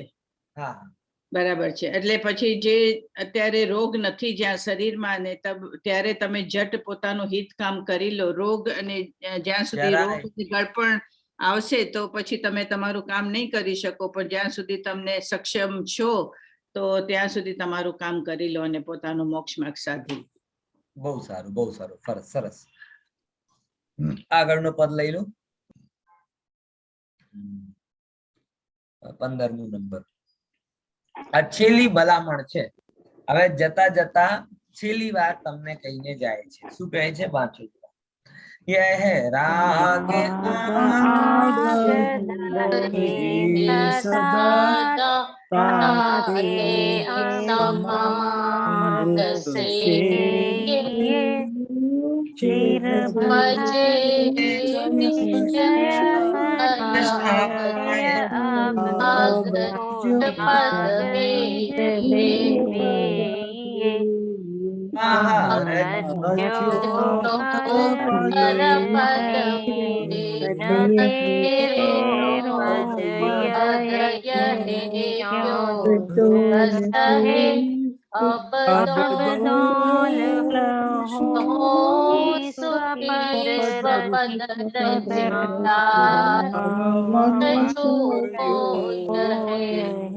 બહુ સરસ. यह राग છેલ્લી વાત છે. એમને ખબર છે કે છેડાલા પૂરી કર્યા પછી આ કોઈ પણ એમના હાથમાં આવવાનું નથી. હે ને? હાથમાં આવે ને છેલ્લી જાય ને તો શિખામણ આપે કે આવે અમારી છેલ્લી વાત યાદ રાખજે. હવે છેલ્લી ભલામણ કેટલી મહત્વપૂર્ણ, આખા જીવનને અનુભવનો સાર હોય ને એમ હોય કે ના? હવે આખા જીવનના અનુભવનો સાર આપણે છેલ્લી ભલામણ રૂપે શીખવાડે છે. કઈ રીતે શીખવાડે છે? यह राग आग दहे सदा. हे जीव, આ તમારા અમારા અંદરમાં જે રાગ રૂપી આગ છે એ દહે સદા, એટલે એ જીવને નિરંતર શું કરે છે? બાળે છે, દહન કરે છે. જો દોલતરામજી દ્વેષ શબ્દ નથી લીધું. દ્વેષ આગ દહે સદા નથી કીધું, ક્રોધ આગ નથી કીધું, રાગ આગ કીધું છે. એના બે કારણ છે. એકચ્યુઅલમાં જે દ્વેષ છે ને, દ્વેષ એ દ્વેષનું કારણ પણ રાગ છે. સમજો, દ્વેષ દ્વેષથી નથી થતો, દ્વેષ રાગથી થાય છે. અને જેનો રાગ છૂટી ગયો એનો દ્વેષ પણ છૂટી જાય છે. સમજ્યા કે નહીં સમજ્યા? તો યહ રાગ આગ દહે સદા, એટલે આ જીવને રાગ રૂપી આગ શું કરે છે? નિત્ય દાઝે છે. કેમ કે દ્વેષ પણ રાગના કારણે થાય છે. તમે રાગ કરો પછી દ્વેષથી છૂટી શકતા નથી. પોઈન્ટ સમજ્યા કે નહીં સમજ્યા? અને બીજા નંબરની વાત, દ્વેષ તો પહેલા છૂટી જાય અને રાગ એના આગળ સુધી જાય. બરાબર? એટલા માટે અહીંયા દોલતરામજી કીધું કે દ્વેષ તો જીવને દહન કરાવે જ છે, પણ દ્વેષ કરતા વધારે દુઃખ જીવને રાગથી. બોલો તેજસભાઈ, શું કેવું છે? ગુજરાતી બુકમાં એમ લખ્યું છે કે રાગરૂપી અગ્નિ અનાદિકાળથી હંમેશા જીવને બાળી રહ્યું છે. એમાં અનાદિકાળ હોય કે આદિકાળ? કારણ કે આદિ એટલે પાસ્ટ અને અનાદિ એટલે ફ્યુચર, રાઈટ? ના, ખોટું. અનાદિ એટલે જેનો શરૂ નથી થયો એવા અનાદિકાળથી. ભૂતના અનંત સમજો ને. અનાદિથી એટલે સ્ટાર્ટિંગ વગર, અમને ખબર નથી, પણ જ્યારથી અમને ભાન પડ્યો છે ત્યારથી આ જીવ રાગથી દુઃખી થઈ જ રહ્યો છે. પોઈન્ટ સમજે? આપણું અસ્તિત્વ ક્યારથી છે? અનાદિ એટલે ફ્યુચર નહીં, અનાદિ એટલે પાસ્ટ, અનંત એટલે ફ્યુચર. What it? હા, એટલે સમજો. અમને ખબર નથી અમારો ક્યારથી અસ્તિત્વ છે, પણ જ્યારથી છે ત્યારથી આપણે દરેક પર્યાયમાં શું કર્યું? એ દરેક પર્યાયમાં જન્મ લઈને આ શરીર મારો, આ મારા માતા, આ મારા પિતા, અમારા પૈસા, અમારા પુત્ર, અમારા પૌત્રી, આ બધું જ મારું મારું મારું. અને મારા મારાના ચક્કરમાં આપણે પહેલા એ દુખી થતા હતા અને આજે પણ દુખી થઈશું, અને જ્યાં સુધી રાગ રહેશે ત્યાં સુધી આપણે બધા દુખી જ થઈશું. એટલા માટે દોલતરામજી ફરમાવે છે કે યહ રાગ આગ દહે સદા, અનાદિકાલથી આ જીવને આ દુઃખ પહોંચાડે છે. તાતે એ રાગને સમામૃત સેયે, સમતા રૂપી અમૃતથી શું કરો? શાંત કરવાનો પ્રયાસ કરો. સમામૃત, સમતા. જો રાગ દૂર કરવાનો ઉપાય શું છે? દ્વેષ કરવું એ રાગ દૂર કરવાનો ઉપાય નથી.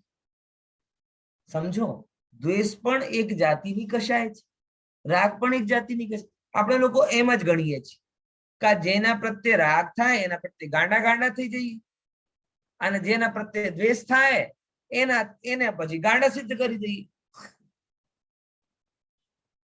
આવું જ કરીએ છીએ.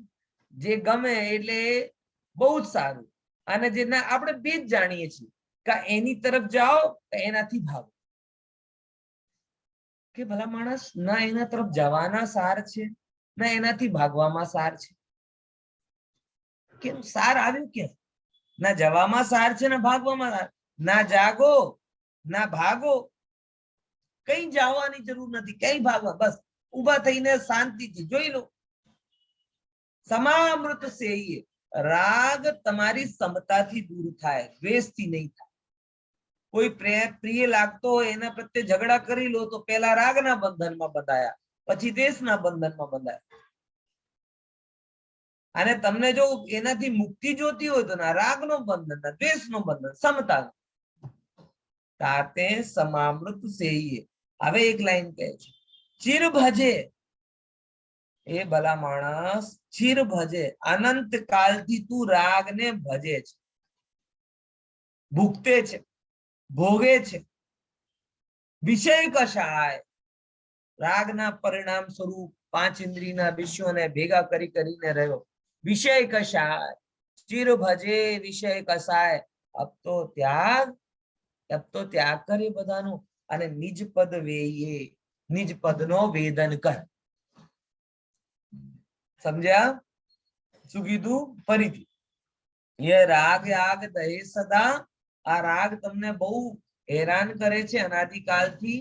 સદા દહે સદા, તાતે એ રાગને સમામૃત સમતા રૂપી જલ વડે શાંત કરો. અને ચિરકાલથી જે વિષય કશાયનો પોષણ કરતા આવ્યા છો, અબ તો ત્યાગ, હવે તો એ બધાનો ત્યાગ કરો અને નિજ પદનો વેદન કરો. સમજ્યા? હવે શું કહે છે? કહા રચ્યો पर पद में न तेरो, यह पद क्यों दुख सहे. हे भाई, જે પરમાં તું રંજાયમાન થઈ રહ્યો છે એ પદ તારો નથી. આ કોઈ બીજાનો કામ કરી રહ્યો છે. સમજ્યા? એક આવે છે ને, એક એડવર્ટાઇઝ આવતું તો પહેલા, એક સવાલ મને બહુ સારું લાગતું હતું એડવર્ટાઇઝ, કેમ કે મારા જીવન ચરિત્ર એમાં દેખાતું કે આ એક મેટ્રેસ નો એડવર્ટાઇઝ રહેતો હતો.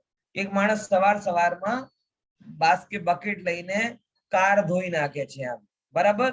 પછી ધોઈ થોડી વાર પછી ત્યાં ઉભો જ હોય છે, અને બીજો ભાઈ આવે અને પોતાની ચાબી લે અને આમ સરપ્રાઇઝિંગ નજરથી જોઈને નીકળી જાય. એ જ કાર લઈને જે એ ધોતો હતો. પછી એને લાગે, ઓ આ શું થયો? એનો મતલબ શું થયો? કે હું બરાબર નો આવી.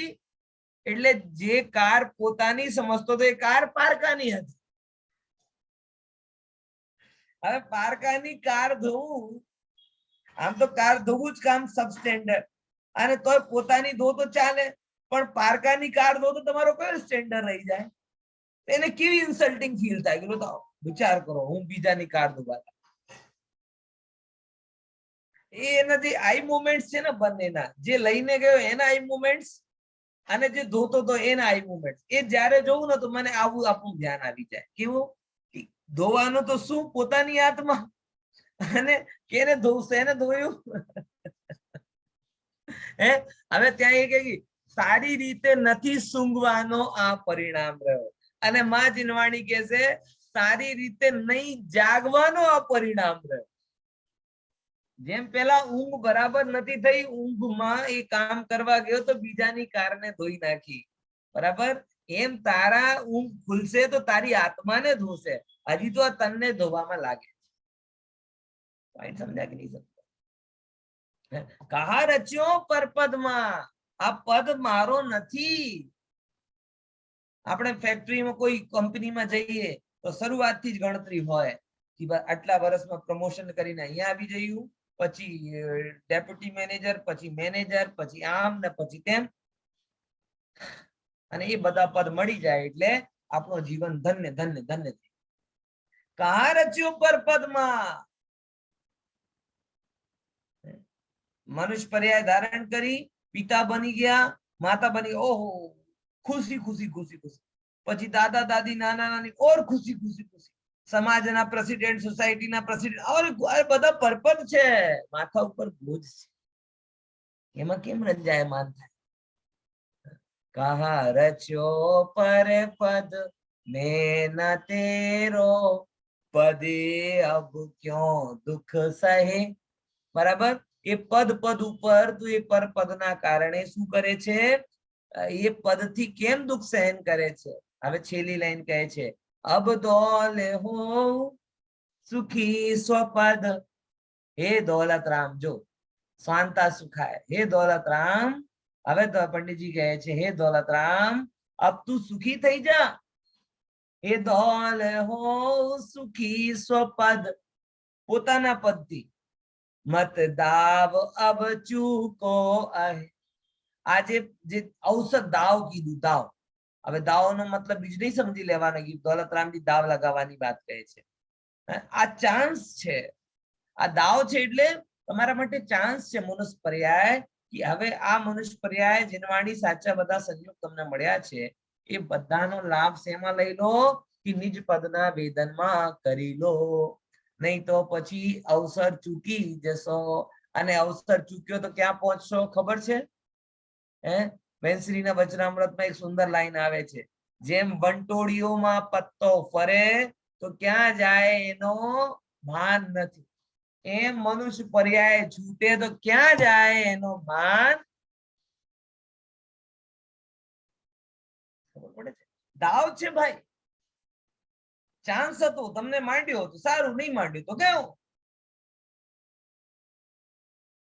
ખ્યાલમાં આવે છે કે આ વસ્તુ સમજવાની. ઠીક છે? હવે આ ફરીથી એકવાર અર્થ કરી દો, તમને નહીં પૂછું. कि यह राग आग दहे सदा तापे समामृत से ये આ રાગ રૂપી આગ બધાને બાળે છે. એ રાગનો સમતા રૂપી જલ વડે સમાધાન કરવું જોઈએ. અને ચિરભજે વિષય કશાય, અનાદિકાલથી તું એ 5 ઇન્દ્રિયના વિષય અને 4 કશાયમાં પડ્યો છે. અબ તો ત્યાગ, એ બધાને અબ તો ત્યાગ. ક્રોધ રહિત પોતાના સ્વરૂપને જો, 5 ઇન્દ્રિયના વિષયોથી રહિત પોતાના સ્વરૂપને જો. અબ તો જો, અબ તો ત્યાગ નિજ પદ વેઈ. કહા રચ્યો પરપદમાં. ધન વૈભવ સ્ત્રી કુટુંબ પરિવાર આદિ જે આપણું પરપદ છે એમાં કેમ રંજાયમાન થાય છે? બરાબર? કહા રચ્યો પરપદમાં, ના તારો પદ એ ભાઈ, આ તારું કામ નથી તો કેમ કરી કરીને દુઃખ ઉઠાય? તો શું કરવાનું? હે દોલતરામ, હવે તમે સુખી થાઓ, સ્વપદની રુચિ રાખો. અને સૌથી અગત્યની વાત, આ મનુષ્ય પર્યાયના અવસરને ભૂલો નહીં, ચૂકો નહીં. કેમ કે ઈ વિધિ જે આવે ને, यह नर भव फिर मिलन कठिन है जो सम्यक नहीं होवे. ઈ વિધિ ગયે ન મિલે સુમણી જો ઉદધિ સમાન. बराबर? लाख बात की बात यही निश्चय और लाओ, तोड़ी सकल जगदंद फंदे निजाल. એ બધી શિખામણો છે, બહુ સરસ છે.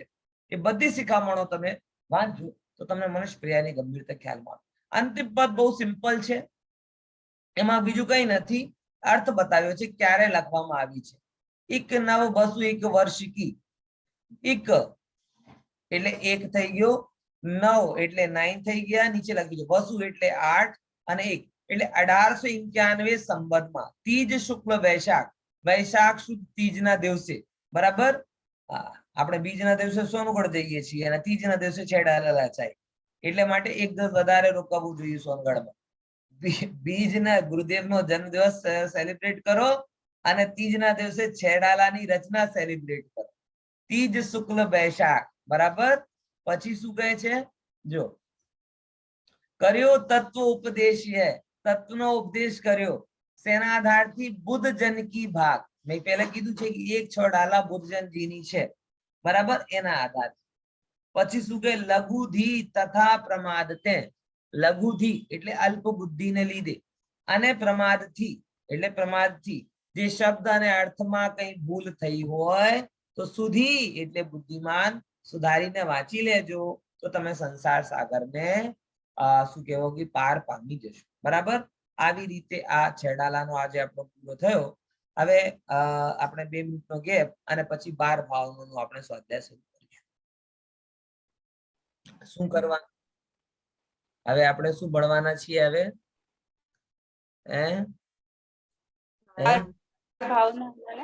मेरी भावना, तेरी भावना, सबकी भावना, 12 भावना. समझा? हाँ, बराबर. तो मेरी जे व्यक्ति આમ તો મેં જેમ કાલે કીધું હતું કે 12 ભાવના હવે આપણા માટે નવું વિષય નથી રહ્યો, કેમ કે આ 3 સેમિસ્ટરમાં 3 થી 4 વાર આપણે કઈ પણ રીતે 12 ભાવના ભણી ચૂક્યા છીએ. જેમ કે કાલે ગણાવી હતી, ક્યાં ક્યાં ભણ્યા છીએ? સૌથી પહેલા વિતરાગ જ્ઞાન 1 માં જયચંદી છાવડાની 12 ભાવના રૂપે, પછી વિતરાગ જ્ઞાન 2 માં દેવશાસ ગુરુ પૂજનની જયમાલામાં 12 ભાવના રૂપે, પછી છેડાલામાં હમણાં જ ભણીને આવ્યા દોલતરામજી કૃત 12 ભાવના રૂપે. અને જ્યારે જ્યારે ભણ્યા ત્યારે ત્યારે આ બધી વસ્તુ પર મેં ચર્ચા કીધેલી છે કે 12 ભાવના સૌથી વધારે પ્રસિદ્ધ ટોપિક છે. પ્રસિદ્ધ ઇન ધ સેન્સ કે સૌથી વધારે જે કોઈ સબ્જેક્ટ ઉપર પોએટ્રી ફોર્મમાં રચના થઈ હોય એ કયો ટોપિક છે? 12 ભાવ, બરાબર. અને એ એક 12 પ્રકારનું વિઝન છે સંસારને જોવાનો, 12 પ્રકારનો વિઝન. સંસારમાં રહીને કેવા ભાવ કરવાના, જે ભાવોથી તમારા અંદરમાં જ્ઞાન અને વૈરાગ્ય વધે, એ ભાવોને 12 ભાવનાના અંદરમાં શામિલ કરવામાં આવે છે. અને જ્યારે જ્યારે હું ભણાવું છું ત્યારે ત્યારે તમને કહું છું કે આટલો રિચ લિટરેચર છે આપણું, તો એટલીસ્ટ રોજે રોજે એક નવી ભાવના ટ્રાય કરવી જોઈએ. કરવી જોઈએ કે આજે ભૂદરદાસજીની 12 ભાવના સાંભળી, કાલે છેવાડાજીની સાંભળો, પરમ દિવસ કોઈ બીજાની. 200 કરતા વધારે 12 ભાવનાઓ છે, બરાબર. તો તમે બધા એકદમ ઓબીડિયન્ટ છો, એટલે જ્યારે અમે 3 વાર કીધું છે તો 3 દિનમાં 1 વાર તો સાંભળતા જ હશો. અને નહીં સાંભળતા હોય તો કઈ વાંધો નહીં, હજી ઘણું બધું સમય છે. આ 4થી વાર કહું છું. અને હજી જો નહીં સાંભળ્યા તો 4 ગતિ તો ઊભી જ છે, પછી એમાં કઈ મારું કઈ ચાલતું નથી. અને સાંભળશો તો 4 ગતિનો અભાવ કરનારો જ્ઞાન અને વૈરાગ્ય પ્રગટ થશે, એમાં પણ મારો કોઈ ચાલવાનું નથી. સમજ્યા? એટલે ટૂંકમાં મતલબ એ છે કે વધારેમાં વધારે સમય આ બધાને વાંચવા અને સાંભળવામાં લગાડવું જોઈએ. કેમ? કેમ કે ભાવના એ જ ભવવર્ધની હોય અને ભાવના એ જ ભવનાશની હોય, બરાબર. શું કીધું? ભાવના એ જ ભવવર્ધની હોય. સંસારને વધારનારી પણ કોણ છે? ભાવના. અને સંસારને નાશ કરનારી પણ કોણ છે? ભાવના, બરાબર. અહીંયા કોઈનું નામ તો ભાવના નથી, નહીં તો પર્સનલ થઈ જશે થોડું, બરાબર. એટલે ભાવના જે વારંવાર ભાવા જેવા ભાવ, અને ભાવના તો આપણા અંદરમાં હોય જ છે, પણ અનફોર્ચ્યુનેટલી બધા જ ભાવો સંસાર વધારનારા હોય છે, ઘટાડનારા હોતા નથી. એવા ભાવ અંદરમાં થતા નથી કે જે ભાવોના બળથી સંસારનો અભાવ થાય. એવા ભાવ હોય છે જેના બળથી શું થાય? સંસાર વધે. કશાયના, રાગના, વિષયના, દ્વેષના, ધંધા પાણીના, ભોગ વિલાસના, માનના કેટલા બધા ભાવો આપણા અંદરમાં જેમ કે બિલાડીની ટોપની જેમ થતા જ કરે છે, થતા જ કરે છે, પણ એ બધું શું કરે? કચરો હોય. સમજ્યા? અને એ જ વસ્તુ છે, જે જેટલું નકામી વસ્તુ હોય એટલું ધ્યાન ના રાખો તો થઈ જાય, અને જેટલી કામની વસ્તુ હોય એનો જેટલો ધ્યાન રાખો તો એ નષ્ટ થઈ જાય. બોલો, થાય છે કે નથી? બરાબર? કે જેમ કે તમે આમ દુર્ગંધ લાવી હોય ને, દુર્ગંધ વાળી કોઈ વસ્તુ હોય ઘર, દાખલા તરીકે તમારો ઘર હોય, એમાં ગંદકી કે દુર્ગંધ કે ધૂળ ધડ એ નકામી વસ્તુ. એ કરવા માટે તમને કઈ કરવું ના પડે, પણ ચોખ્ખા રાખવા માટે કેટલી મહેનત કરવી પડે. માતા બહેનો આખો દિવસ કામ કરે છે તોય નવરા પડતા નથી. ચોખ્ખા ચોખ્ખા ચોખ્ખા કરતા કરતા મનુષ્ય પર્યાય ચોખ્ખી થઈ જાય. સમજ્યા કે નહીં સમજ્યા? હા, બોલો કેટલું વિચાર કરો. એટલે હંમેશા સંસ્કાર માટે પુરુષાર્થ જોઈએ, બગાડ માટે પુરુષાર્થની જરૂર નથી. એ જ વસ્તુ અહીંયા લાગે કે ભાવને વધારનારા ભાવો કરવા માટે તમને કઈ પુરુષાર્થની જરૂર નથી. તમે વીકમાં 2 કલાક સાંભળતા હો, એની જગ્યાએ 2 મિનિટ પણ સાંભળવાનું બંધ કરી દો તો પણ ભવને વધારનારા ભાવો તમને થતા જ રહેશે. પણ જો ભવને ઘટાડનારા ભાવ કરવા હોય તો 2 કલાક સાંભળવાની જગ્યા 3 કલાક, 4 કલાક સ્વાધ્યાય, તત્વચિંતન, મનન આદિ બધું વધારવું પડે. ઓકે, તો આ રીતે તમે ભાવના, આપણે બધા ભાવીએ છીએ પણ ભવ વધારનારી ભાવના ભાવીએ છીએ. અહીંયા ભવ વધારનારી ભાવનાઓ નથી, ભવને ઘટાડનારી, હટાવનારી, મિટાવનારી ભાવના છે. ઠીક છે? સમજ્યા? એ વસ્તુ આપણે અહીંયા 12 ભાવના આપી છે. આમ તો આપણો સિલેબસ ઘણું લાંબુ છે, એનું બુક આખી છે, પણ આપણે જેમ કહીએ ને કે આપણે 12 ભાવનામાં 2 પોર્શન છે. એક તો 12 ભાવના છે અને એક એનો ચિંતન છે. ઠીક છે? જેમ કે તમને ખબર છે, આ પુસ્તકની રચના ડોક્ટર હુકુમચંદજી બારેલ સાહેબે કરી છે. અને એ પણ ક્યારે? એ જ્યારે પોતાના 50 વર્ષ પૂરા કરે, એ બધું એમને ઇન્ટ્રોડક્શનમાં લખ્યું છે કે પોતાના 50 વર્ષ જ્યારે એમના પૂરા થતા હતા ત્યારે એમને આની બધી વાત કરી. અને એવી સ્વસ્થ પરંપરા હતી એ સમયે ભારતમાં, માતાઓ બહેનોમાં, ભાઈઓમાં, કે કોઈ પણ કામ કરે ને, મેં ખરેખર મને યાદ છે, બહુ સારી રીતે યાદ છે. 50 વર્ષ જૂની વાત નથી, 20 વર્ષ જૂની વાત હશે, જયારે હું વેદયની જેટલી ઉંમરનો હશે. અમારા પાવર કટ ને લીધે શરદીમાં, ગરમીમાં બધા પાવર કટ થઈ જાય. આ ટાઈમ બહુ આવું થતું. ઘરમાં તો કોઈ રહે ને, બધા ધાબા ઉપર જતા રહે. પછી ધાબા ઉપર જાય ને ત્યારે બધા જ માતાઓ બહેનો જેટલી રહેતી હતી, બધા જ રાજા, રાણા, છત્રપતિ, હાથની કે અસવાર, આવી ભાવના ભાઈ. એટલે એવું એક વાતાવરણ હતો કે શું કહેતા હતા કે ભાઈ સાંજે દોઈ બિરિયા એટલે સાંજના ટાઈમ કોઈ બીજી વાત નહીં કરવાની. શું કરવાનું? 12 ભાવ. અમે લોકો ધાબા ઉપર રમતા રહેતા હતા. અને મને જે રાજા, રાણા, છત્રપતિ ને ત્યારે યાદ થઈ હતી, કેમ કે હું રમું ત્યાં ને એ લોકો બેઠીને પાઠ કરે. મમ્મી, ભુવા આવે તો ભુવા, ચાચી, બધા બહેનો. અને ફરજિયાત થોડા ઉંમરના થઈ જાય ને ત્યારે બધાને ફરજિયાત બેસવાનું. સવાર ઉઠીને 12 ભાવના ભણે, સાંજ 12 ભાવના પડે, રસોઈ કરતા કરતા 12 ભાવના પડે. એટલે આ બધી વસ્તુથી એક વૈરાગ્યમય માહોલ બન્યો. પછી વિજ્ઞાને તરક્કી કરી અને દરેકના હાથમાં મોબાઈલ આવી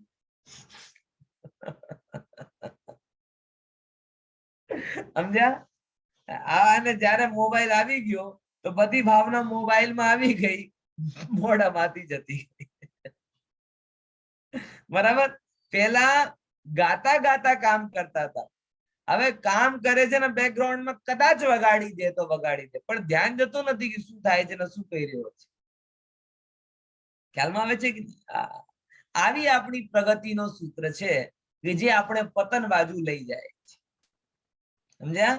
તો આવી પ્રગતિ ઉપર ધિક્કાર છે કે તમારી સમૃદ્ધ પરંપરાઓને તમારાથી દૂર કરી. હજી સમય છે, હજી સમય છે. અમુક ભાવનાઓને કંઠસ્થ કરો, મોબાઈલને સપોર્ટિંગ સાધન રૂપે યુઝ કરો કે કદાચ તમે ભૂલી જાઓ તો તમને યાદ કરાવે. એટલે તમે એની સાથે સાથે જોડાઓ. એને નોકરી ઉપર ના રાખી લો કે મારા હિસ્સાનું કામ તું કરી લે. તમે શું કરો છો અત્યારે? જો અમે તો બહુ બીજી રહીએ છીએ, પાઠ કરવાનો યાદ કરવાનો ટાઈમ અમને નથી.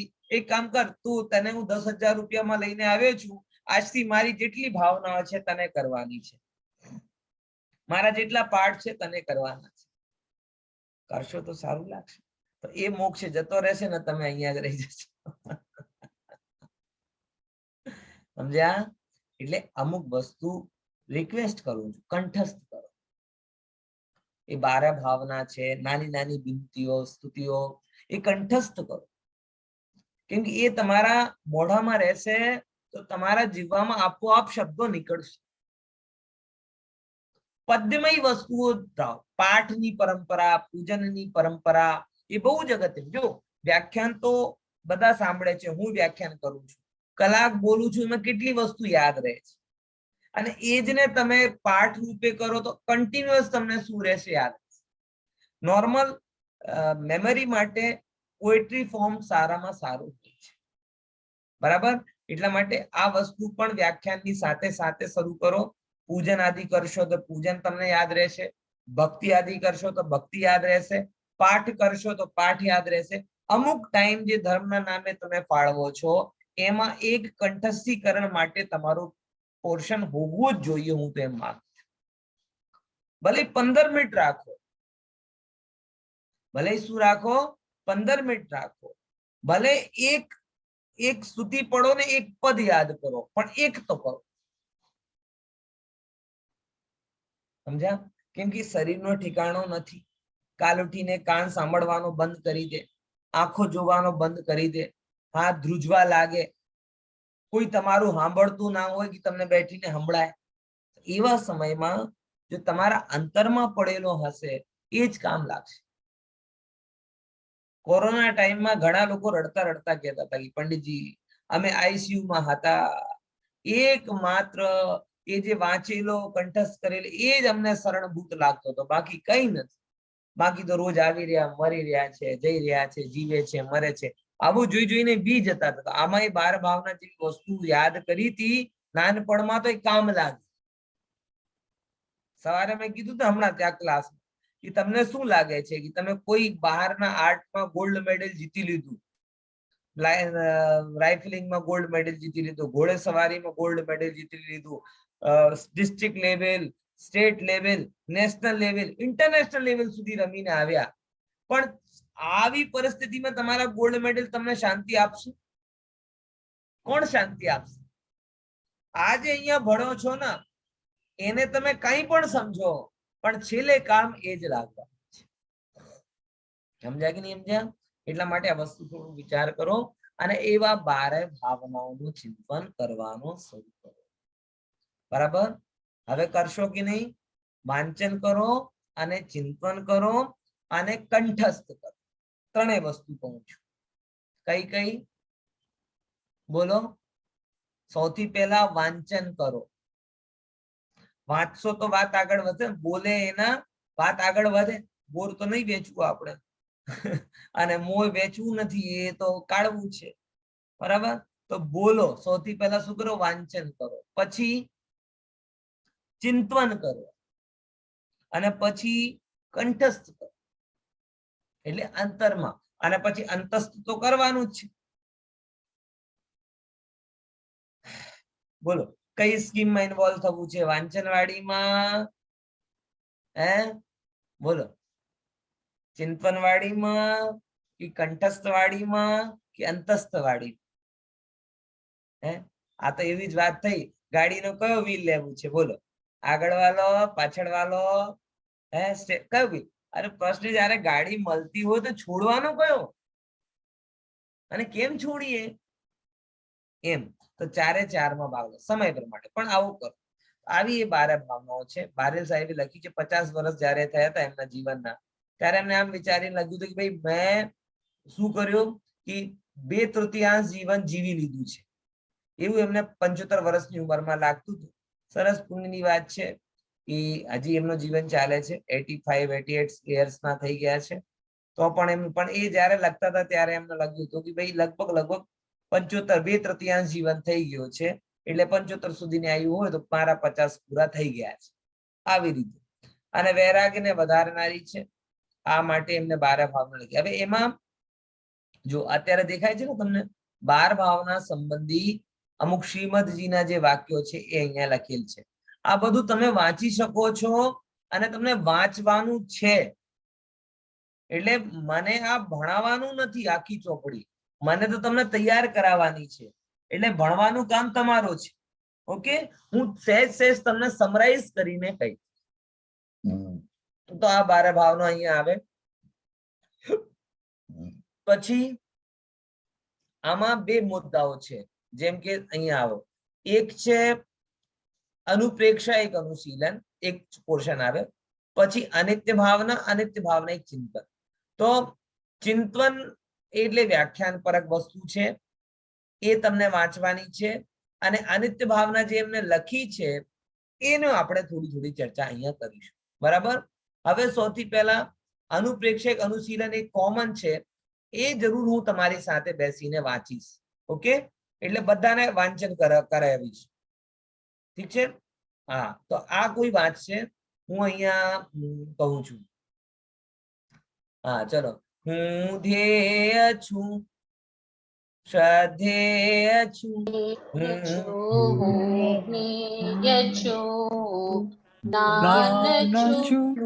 બસ એક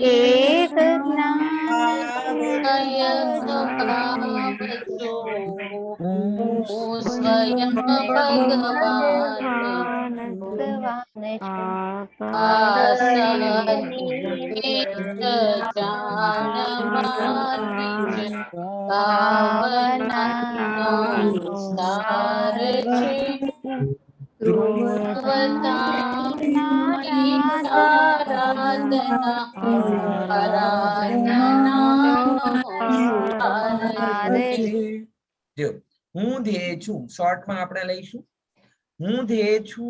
એટલે જગતમાં એમ કહેવાય કે આનો ધ્યાન કરવું, પહેલાનો ધ્યાન કરવું, પણ કે હું જ મારો ધ્યેય છું, હું જ મારો શ્રદ્ધેય છું, હું જ મારો જ્ઞેય છું, હું જ જ્ઞાન છું. બસ એક જ્ઞાયક ભાવ છું હું, અને હું સ્વયં ભગવાન છું. એટલે બીજું કઈ છે જ નહીં. હું જે જ્ઞાયક ભાવ ને ભગવાન છું. આ સત્યને જાણવાની જ આ ભાવનાનો સાર છે. ધ્રુવાધામના આરાધનાનો સાર છે. બરાબર, આટલી વાત થઈ. એટલે આ સત્યને જે જાણી લે છે એ જ ભાવનાનો સાર છે. એને કહેવાનો મતલબ શું કે જે કોઈ પણ જીવને 12 ભાવના વાંચવી હોય એને એટલું સમજવું જોઈએ કે આ બધી વસ્તુ બહારથી નથી આવતી. વૈરાગ્ય હોય કે જ્ઞાનો બહારથી નથી આવતો, વૈરાગ્ય અને જ્ઞાન અંતરથી આવે છે. અને અંદર સુધી પહોંચવા માટે 12 ભાવનાઓ છે. આ જ વસ્તુ અહીંયા સમજવા. હવે આગળનો કોણ વાંચન કરશે? ઘણા દિવસથી વાંચવાનો મોકો નહીં મળ્યો, આજે ચાન્સ મળે છે. બોલો કોણ લાભ લેશે? બરાબર. હા, નીરવ કે છે પંડિતજી મને લાભ આપો, 5,000 રૂપિયા મોકલાવી દઈશ. નહીં મોકલાવે? ચલો ચલો, પીનલબેન હાથ કરે, એ વધારે આપશે. ચલો ચલો પીનલબેન. અનુપ્રેક્ષા વાંચન કરવાનો તમને કેમ કે હું વાંચન કરીશ ને તો અટકી જઈશ. તમે વાંચન કરશો તો આખો પેરાગ્રાફ સાથે શોર્ટ નોટ આપણે કહી. ચલો પીનલબેન. અનુપ્રેક્ષા જીનાગમનો સર્વાધિક ચર્ચાનો વિષય છે. પ્રથમાનુયોગના તો દરેક ગ્રંથમાં આના પ્રસંગ અનુસાર વર્ણન હોય જ છે, પરંતુ આ વિષય પર સ્વતંત્ર રૂપથી પણ અનેક ગ્રંથ લખાઈ ગયા છે. આચાર્ય કુંદાચાર્ય જેવા મહાન આચાર્યોને પણ આ વિષય પર સ્વતંત્ર રૂપથી લખવું આવશ્યક લાગ્યું. પ્રથમાનુયોગ અને સ્વતંત્ર ગ્રંથોના વિશેષ પણ સંપૂર્ણ જીનાગમમાં યોગ્ય સ્થળે આ વિષય પર પ્રકાશ પાડવામાં આવ્યો છે. જીનાગમમાં પ્રાપ્ત સંપૂર્ણ અનુપ્રેક્ષા સાહિત્યને ભેગું કરીએ તો એક વિશાળ વિસ્તાર ગ્રંથ તૈયાર થઈ શકે. અમારો આ ચિંતવનનો ઉદ્દેશ અનુપ્રેક્ષા સાહિત્યનો સમ્યક અધ્યયન કરવાનો નથી અને ન એનો વિસ્તાર ગ્રંથ તૈયાર કરવાનો જ છે. અમે તો જીનાગમના પ્રકાશમાં અનુપ્રેક્ષાઓના સ્વરૂપનો વિશ્લેષણાત્મક અભ્યાસ રજૂ કરવા માંગીએ છીએ. આધ્યાત્મિક જીવનમાં આના ચિંતનની જરૂરિયાત તેમજ ઉપયોગના તર્ક સાથે વિશ્લેષણ કરવા માંગીએ છીએ. અનુપ્રેક્ષા સાહિત્યની પ્રતિપાદન શૈલીનું મૂળ દ્રષ્ટિકોણ તેમજ મૂળ કેન્દ્રબિંદુનું અનુસંધાન જ અમારી ઈચ્છા છે. જો આમાં શું 2-3 મુદ્દા આવ્યા. સૌથી પહેલો મુદ્દો એ આવ્યો કે અનુપ્રેક્ષા વિશે એવો નથી કે નાના છોકરાઓનો હોય, કેમ કે સૌથી સમર્થ આચાર્ય દિગંબર પરંપરાના કોણ? કુંદકુંદ આચાર્ય. એ આચાર્ય દેવે પણ 12 સાણુ વેખા નામનું સ્વતંત્ર ગ્રંથ લખ્યું છે. એટલે જે વિષય ઉપર કુંદકુંદ આચાર્ય દેવ ચર્ચા કરવા માંગતા હોય અને અમુક દોડાયા લોકો એમ કે ના ના એની જરૂર નથી આપણા માટે, તો આ તો સ્થૂળ ચર્ચા છે, બહારની શુભ રાગ. પણ ભાઈ જે વિષય ઉપર પોતે કુંદકુંદ આચાર્ય દેવે લખ્યું હોય એ અનુપયોગી કેવી રીતે થઈ છે? પોઈન્ટ સમજમાં આવે છે કે નહીં? અને આવું કહેશો તો કુંદકુંદ આચાર્ય દેવ અનુપયોગી વાતો લખે છે એમ સિદ્ધ થઈ જશે, એટલે ઉપયોગી છે. બીજા નંબર શું કહેવામાં આવ્યો કે અનુપ્રેક્ષા ઉપર ઘણું બધું લખાણ છે જેની ઉપર આપણે ચર્ચા કરી, પણ આ પુસ્તકમાં અમે એ બધા ઉપર ડિસ્કશન નહીં કર્યું છે. અમે લોકો અહીં માત્ર એની થિયરીમાં શું શું છે, કયા પોઈન્ટ ઓફ વ્યૂ થી વિચાર કરવામાં આવે છે, એ આઉટલુક એ જ આપણે અહીંયા જોઈશું. આ 2 વાતો અહીંયા આ એક પેરાગ્રાફ એક પેજમાં ક્લિયર થઈ. આગળ વાંચો. હા હિનલબેન તમારો મ્યુટ છે. 12 પ્રકારની હોવાથી અનુપ્રેક્ષાઓને અધિકાંશ 12 ભાવનાના નામથી જ ઓળખાય છે. લોકમાં સર્વાધિક પ્રચલિત નામ 12 ભાવના જ છે. અનુપ્રેક્ષા નામને વિદ્વાન સમાજના અલગ બહુ ઓછા લોકો જાણે છે. કાવ્યમ 12 ભાવનાઓને ગાવી ગણગણવી અમારી ધર્મશીલ માતા બહેનોની દિનચર્યાનું મુખ્ય અંગ છે. આધ્યાત્મિક ધાર્મિક લોકોનું આ સર્વાધિક પ્રિય માનસિક ભોજન છે. જે 12 ભાવનાઓને સ્વામી કાર્તિકેય ભવ્ય જીવોના આનંદની જનની કહે છે તથા સર્વશ્રેષ્ઠ આચાર્ય કુંદકુંદે મુક્તિનું સાક્ષાત કારણ કહ્યું છે, તે 12 ભાવનાઓનો જન વસ્તુ બની જવું સહજ જ છે, સ્વાભાવિક જ છે. 12 ભાવનાઓનું મહત્વ વ્યક્ત કરાવવામાં આચાર્ય કુંદકુંદનું કથન આ પ્રકારે છે. કિંગ પલવીએણ બહુણા જે સિદ્ધાનારા ગઈ કાલે સિદ્ધઈ જેવી ભવ્યા તજ જાણે તસ મહાપમ. બોલો અર્થ બોલો. જેવી વિષયમાં બધું મહાપમ. આ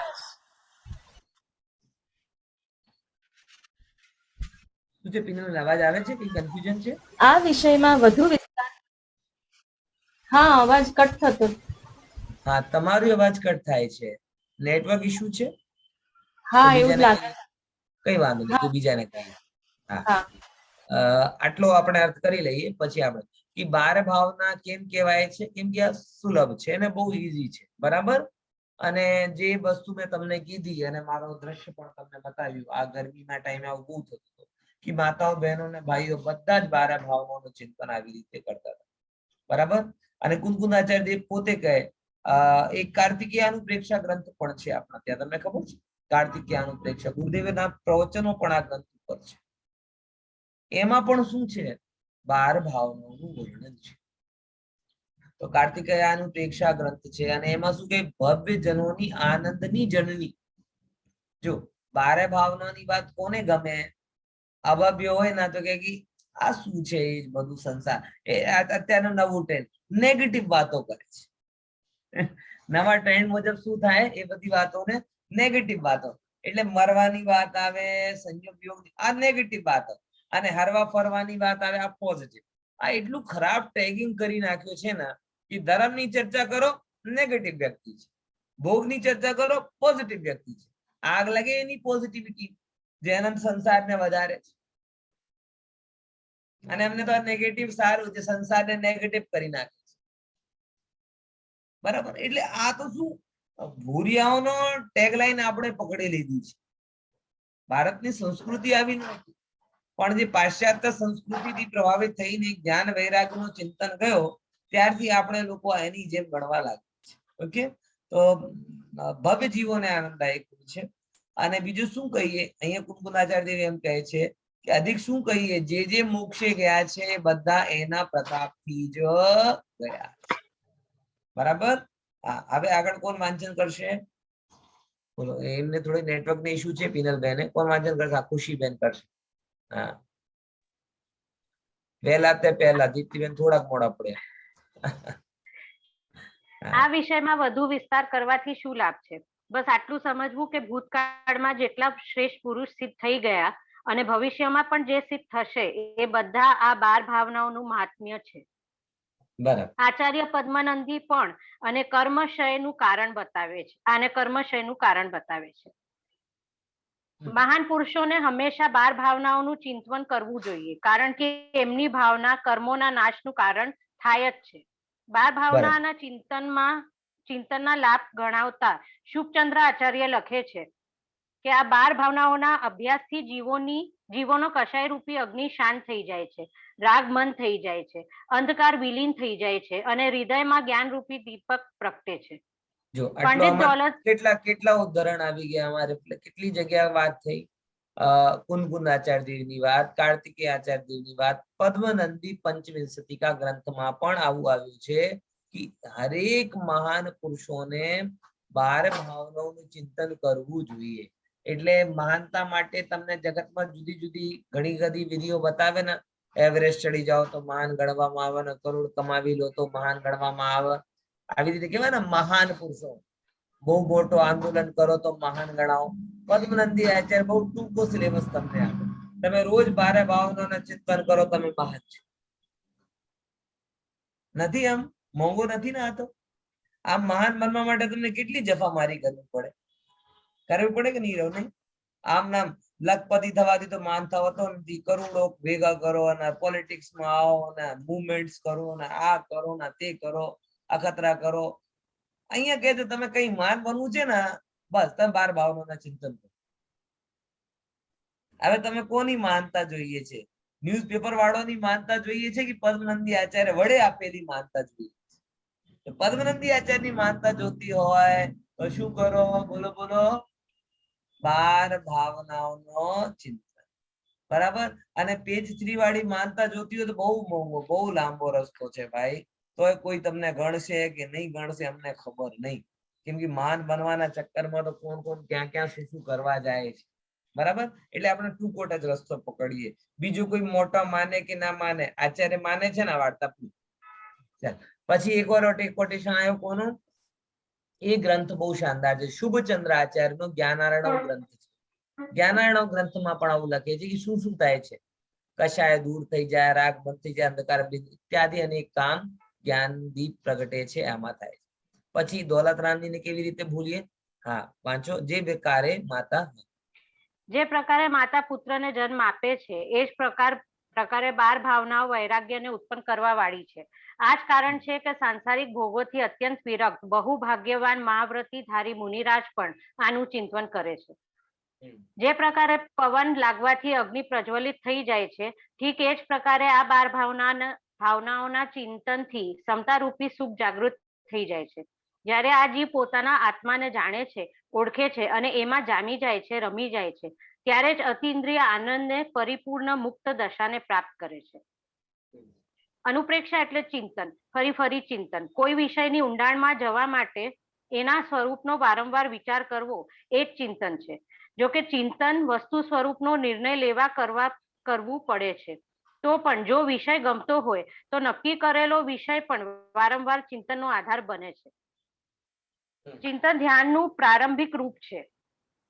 રુચિ ધ્યાનની વ્યવસ્થા કરવા વાળી હોવાથી ચિંતનની પણ વ્યવસ્થા કરવા વાળી છે.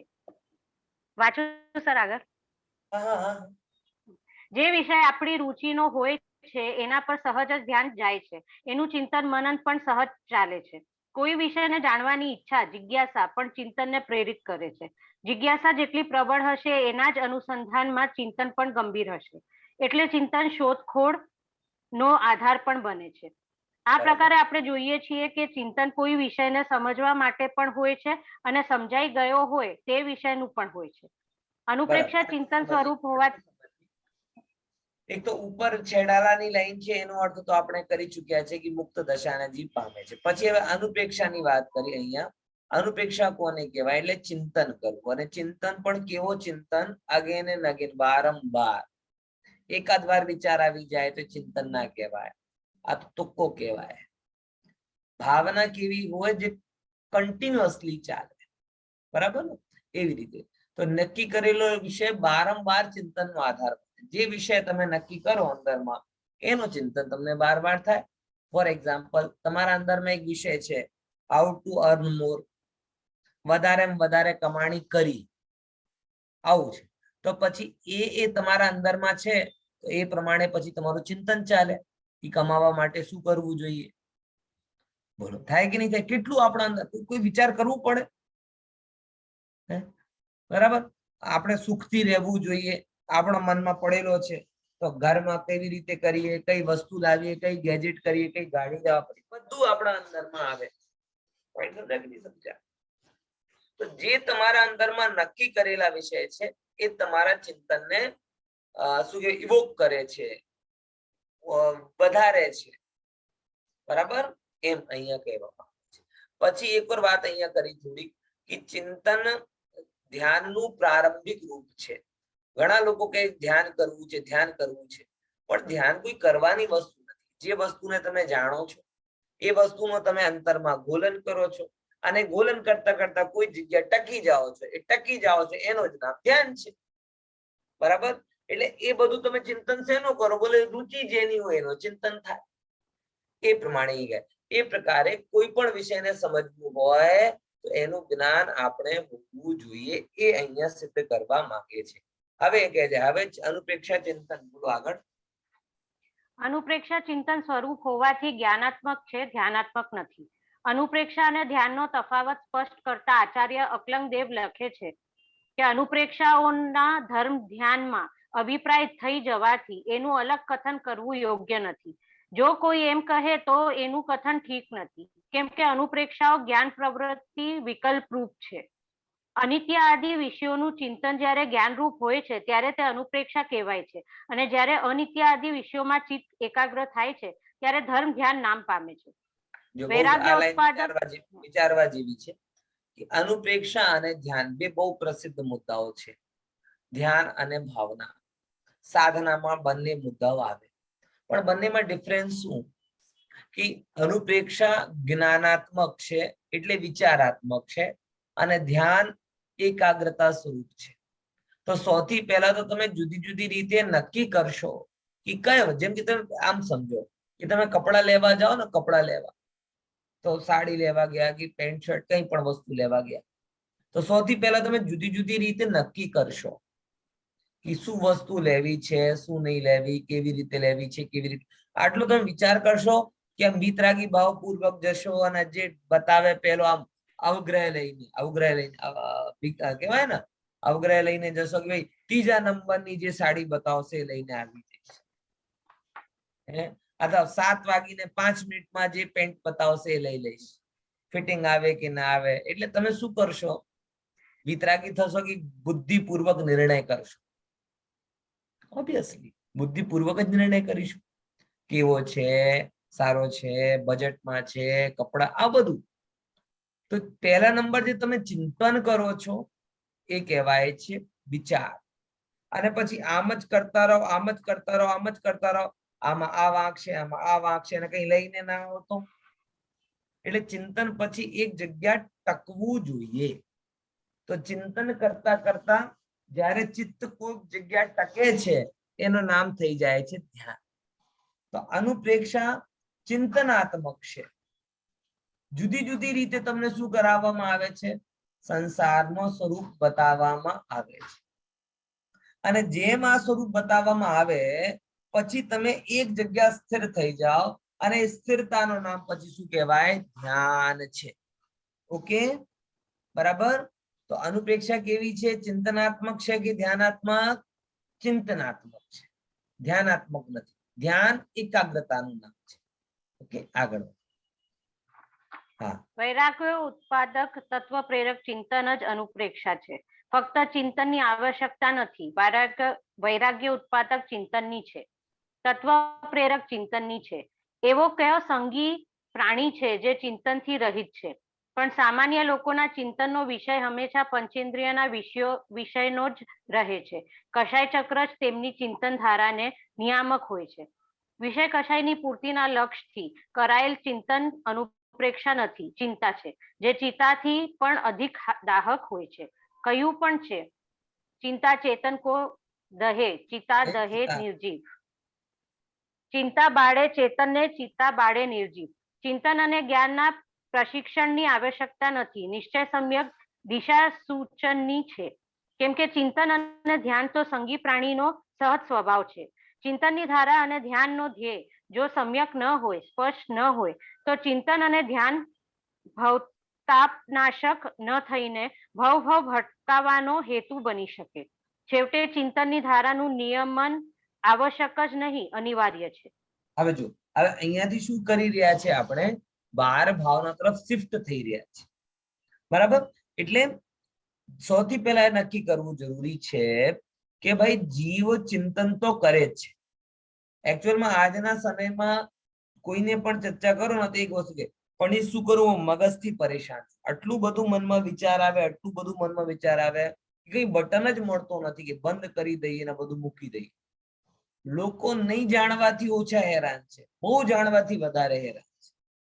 પાકું? દરેકની વાત, વ્યાપાર હોય, ઘર ગૃહસ્થી હોય, બધી જગ્યા તમે જાઓ, લોકો હેરાન એ જ છે કે મગજ શાંત જ નથી થતો. મગજ શાંત જ નથી થતો. મગજમાં એટલી અશાંતિ છે કે ઊંઘે નથી આવતી ને આમ થતો નથી ને. બધાની પ્રોબ્લેમ શું છે? ચિંતન કરવાની પ્રોબ્લેમ છે કે ચિંતન નહીં કરવાની પ્રોબ્લેમ છે? ધ બેસિક વાત એ જ છે કે આપણે નહીં ચિંતન કરવાને લીધે નથી, બહુ ચિંતન કરવાના. એટલા માટે નાની ઉંમરમાં જ લોકો ડિપ્રેશન, બીમારીઓ અને કેટલી બધી વસ્તુઓ એને ઘર કરી ગઈ. કેમ કે મગજને કે અંદરના તંતુઓને આરામ આપતા જ નથી. 24 કલાક ચાબુક ચાબુક ચાબુક ચાલુ રહે છે. અને તમને આયુર્વેદ કે એલોપેથીના મુજબ કહેવા જઈએ તો મોસ્ટલી 90% ડિસીઝ સાયકોસોમેટિક છે. કેવી છે? સાયકોસોમેટિક. એટલે તમારા જો અંદરમાં ચિંતનમાં પવિત્રતા ના હોય તો તમારા અંદરમાં અસંતુલન થઈ જાય. એ અસંતુલન થાય તો તમારો વીપી વધે, સુગર વધે, ઘટે, બરાબર?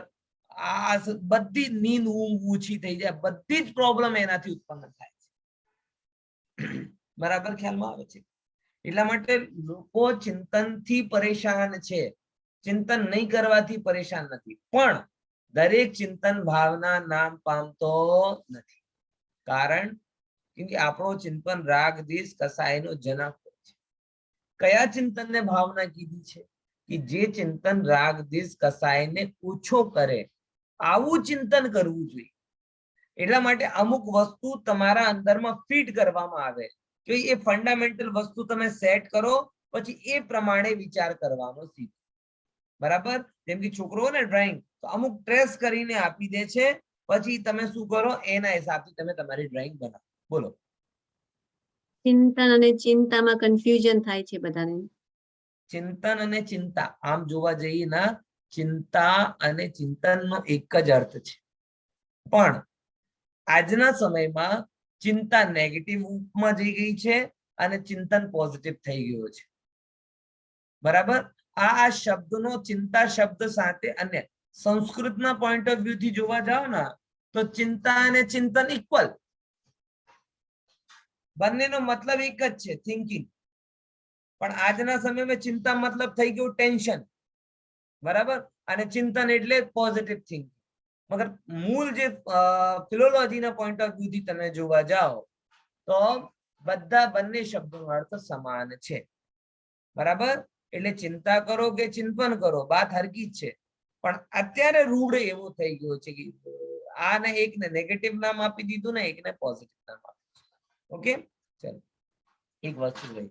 પછી અહીંયા આવ્યો તો અહીંયા શું કરવામાં? 12 ભાવનામાં બહુ એક સુંદર વસ્તુ તમને કહેવાની હતી કે શું ચિંતન કરવું જોઈએ. પોઈન્ટ સમજમાં પડી ને? જે નાના છોકરાને ડ્રોઈંગ કરો આમ કહી દો તો એ ડ્રોઈંગ ના કરી શકે.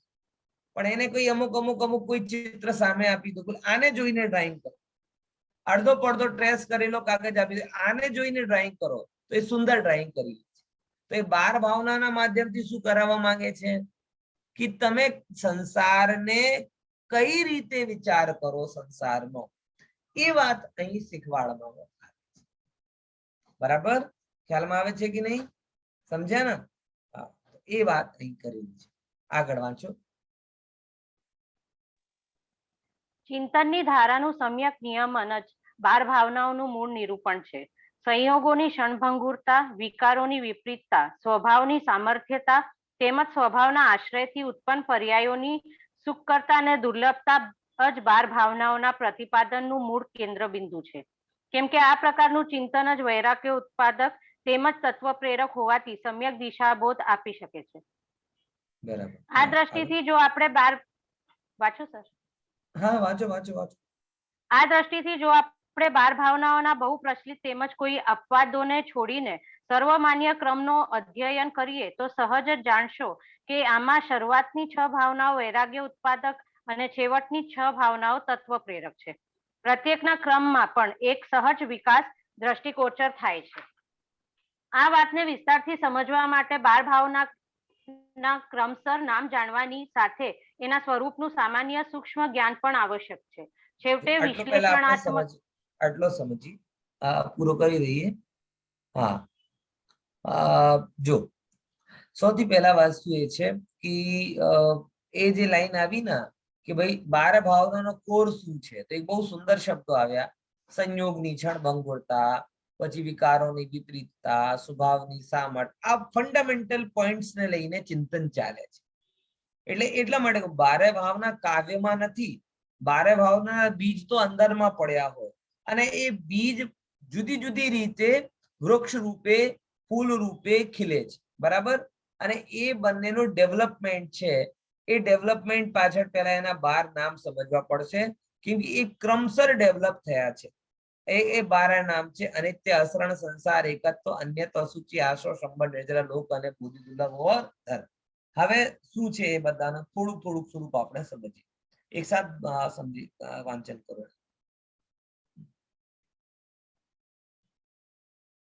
Mute mute mute mute mute. હા દીપ્તિબેન તમારો પ્રશ્ન છે, શું છે? સર આપણે જે આર્ત ધ્યાન, રૌદ્ર ધ્યાન, ધર્મ ધ્યાન અને શુક્લ ધ્યાન એમ 4 ધ્યાન કયા છે, બરાબર? તો એમાં શુક્લ ધ્યાન તો નથી જ. ધર્મ ધ્યાન આપણે કહી શકાય કે આર્ત રૌદ્ર જ કહી શકાય? જો આમ સાચું જોવામાં જઈએ ને, આમ થોડુંક પ્રશ્ન હું તમને પર્સનલ આન્સર આપી દઈશ. અત્યારે આપણી પાસે 10-15 મિનિટ છે, એ આ સાથે ડાયરેક્ટ જોડાતો નથી. પછી હું તમને પર્સનલ આન્સર, તમે મને રિમાઇન્ડ કરાવજો, બરાબર? પછી ગ્રુપમાં પણ આપી દઈશ. હા અત્યારે તમે આ વાતને વિસ્તારથી સમજવા માટે 12 ભાવનાઓના ક્રમસર નામ જાણવાની સાથે એના સ્વરૂપનું સામાન્ય સૂક્ષ્મ જ્ઞાન પણ આવશ્યક છે. છેવટે વિશ્લેષણાત્મક અભ્યાસના પહેલા એનું સામાન્ય કથન આવશ્યક છે. 12 ભાવનાઓના ક્રમ અનુસાર નામ આ પ્રકારે છે: અનિત્ય, અશરણ, સંસાર, એકત્વ, અન્યત્વ, અશુચિ, આશ્રવ, સંવર, નિજરા, લોક, બોધિ, દુર્લભ, ધર્મ. સંસારી જીવના મુખ્ય રૂપથી સ્ત્રી, પુત્ર, મકાન, મિલકત, રૂપિયા, પૈસા અને શરીરનો જ સંયોગ છે. આમાં સર્વાધિક નજીકનો સંયોગી પદાર્થ શરીર જ છે. અનિત્ય ભાવનામાં આની અનિત્યતા, અશરણ ભાવનામાં આની અશરણતા અને સંસાર ભાવનામાં આની દુઃખરૂપતા અને નિસારતાનું ચિંતન કરવું પડે છે.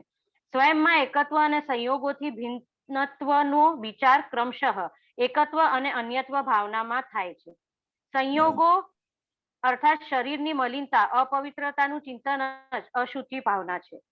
આ પ્રકારે આપણે જોઈએ છીએ કે આ કથિત ભાવનાઓના ચિંતનનો વિષય જો કે સંયોગ જ છે, તો પણ ચિંતનની ધારાનો સ્વરૂપ આ પ્રકારે છે કે સંયોગોથી વિરક્ત હોય, અનુરિક્ત નહીં. એટલે આ 6 ભાવનાઓ મુખ્ય રૂપથી વૈરાગ્ય ઉત્પન્ન કરવા વાળી છે. હવે આટલામાં શું વાત આવી કે અમે એક ડેવલપમેન્ટ બતાવી રહ્યા છે. સૌથી નજીકનો કયો રિલેટિવ છે આપણો? શરીર. તો અનિત્ય ભાવનામાં શું કરવામાં આવશે?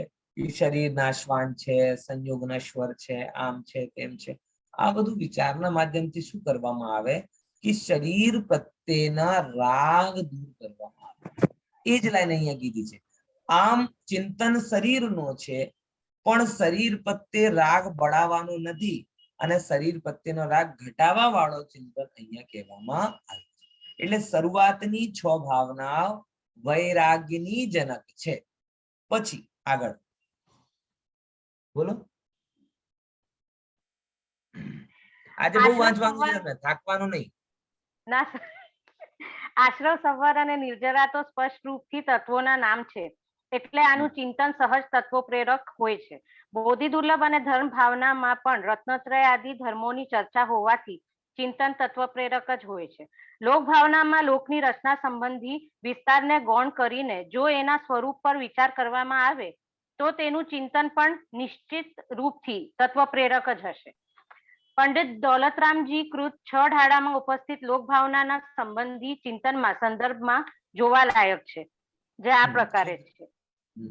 6 દ્રવ્યોના સમૂહ છે, સ્વરૂપ છે સ્વરૂપ જેનું, એવા આ લોકને ન તો કોઈએ બનાવ્યો છે કે ન તો કોઈએ એને ધારણ કર્યો છે અને ન કોઈ એનો વિનાશ કરી શકે છે. આ પ્રકારે અનાદિ અનંત સ્વયં પ્રતિષ્ઠિત આ લોકમાં આ જીવ વગર સમતાએ ભ્રમણ કરતો અનાદિકાળથી જ અનંત દુઃખ ઉપાડી રહ્યો છે. હવે આ શું બતાવવા આટલા 2-3 પેરાગ્રાફમાં, એ 2-3 પેરાગ્રાફમાં બતાવવામાં આવ્યું છે કે એ 12 ભાવનાઓમાં તત્વનું વર્ણન છે. એમાં નામથી સ્પષ્ટ છે. આશ્રવ તત્વ છે, સંવર તત્વ છે, નિર્જરા તત્વ છે. પછી લોકમાં પણ તત્વની જ વાત આવે, બોધિ દુર્લભમાં તત્વની વાત આવે અને ધર્મમાં પણ તત્વની વાત આવે. કહેવાનું તાત્પર્ય શું થયું કે બધી જગ્યા શેનું વર્ણન છે? તત્વનો જ વર્ણન છે. બરાબર? તો જે ફંડામેન્ટલ જ્ઞાન વૈરાગ્યનો તત્વ પરક ચિંતન એ 12 ભાવનાઓમાં બતાવવામાં આવ્યો છે. એ વાત અહીંયા સિદ્ધ થઈ જાય છે. ઓકે, આગળ વાંચન કરો.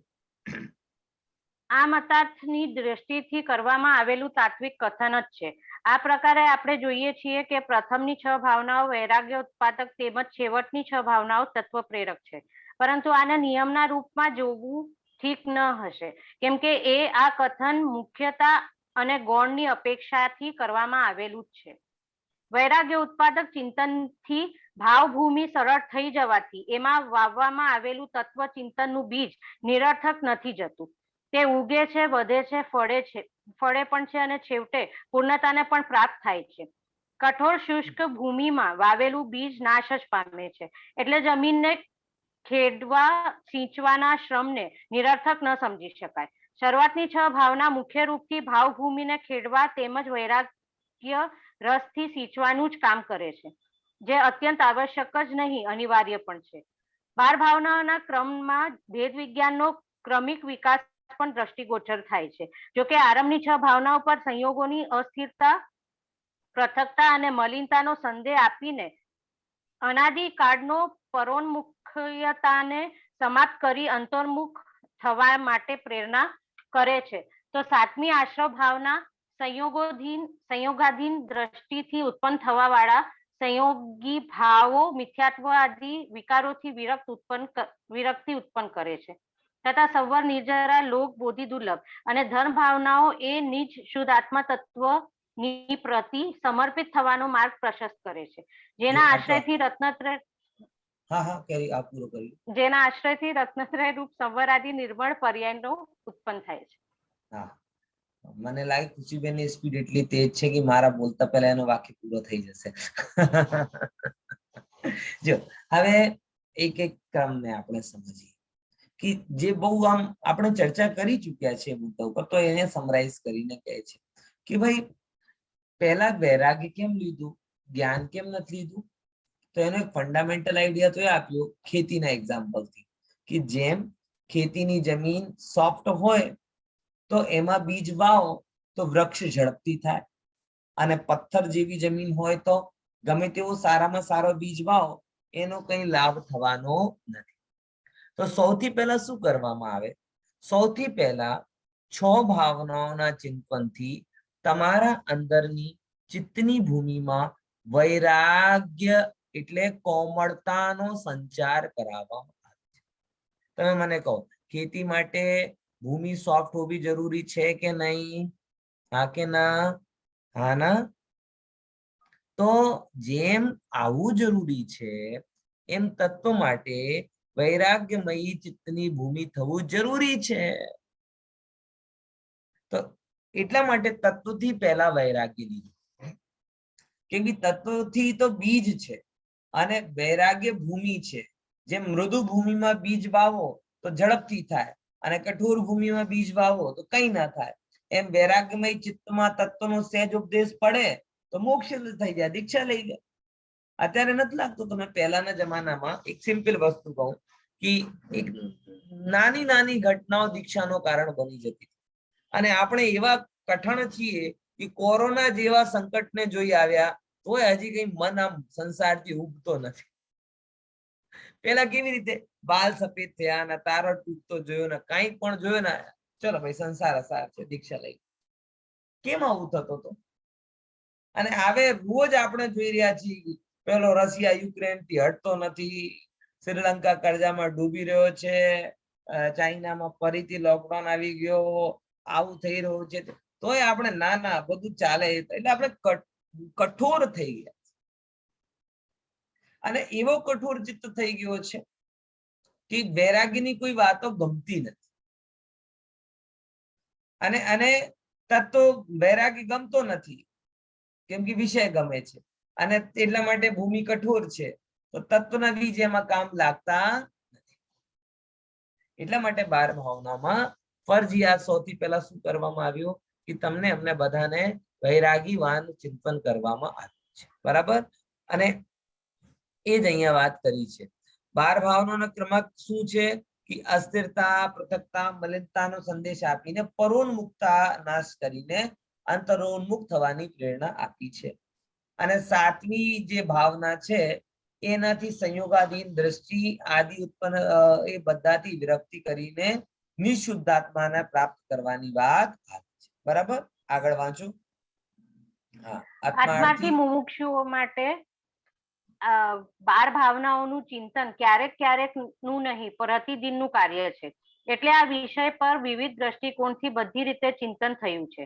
જ્યાં એકને એક છંદમાં 12 ભાવનાઓનું ચિંતન પ્રસ્તુત કરી નાખ્યું છે, તો બીજી બાજુ આના પ્રતિપાદનમાં પૂરા ગ્રંથ લખાઈ ગયા છે.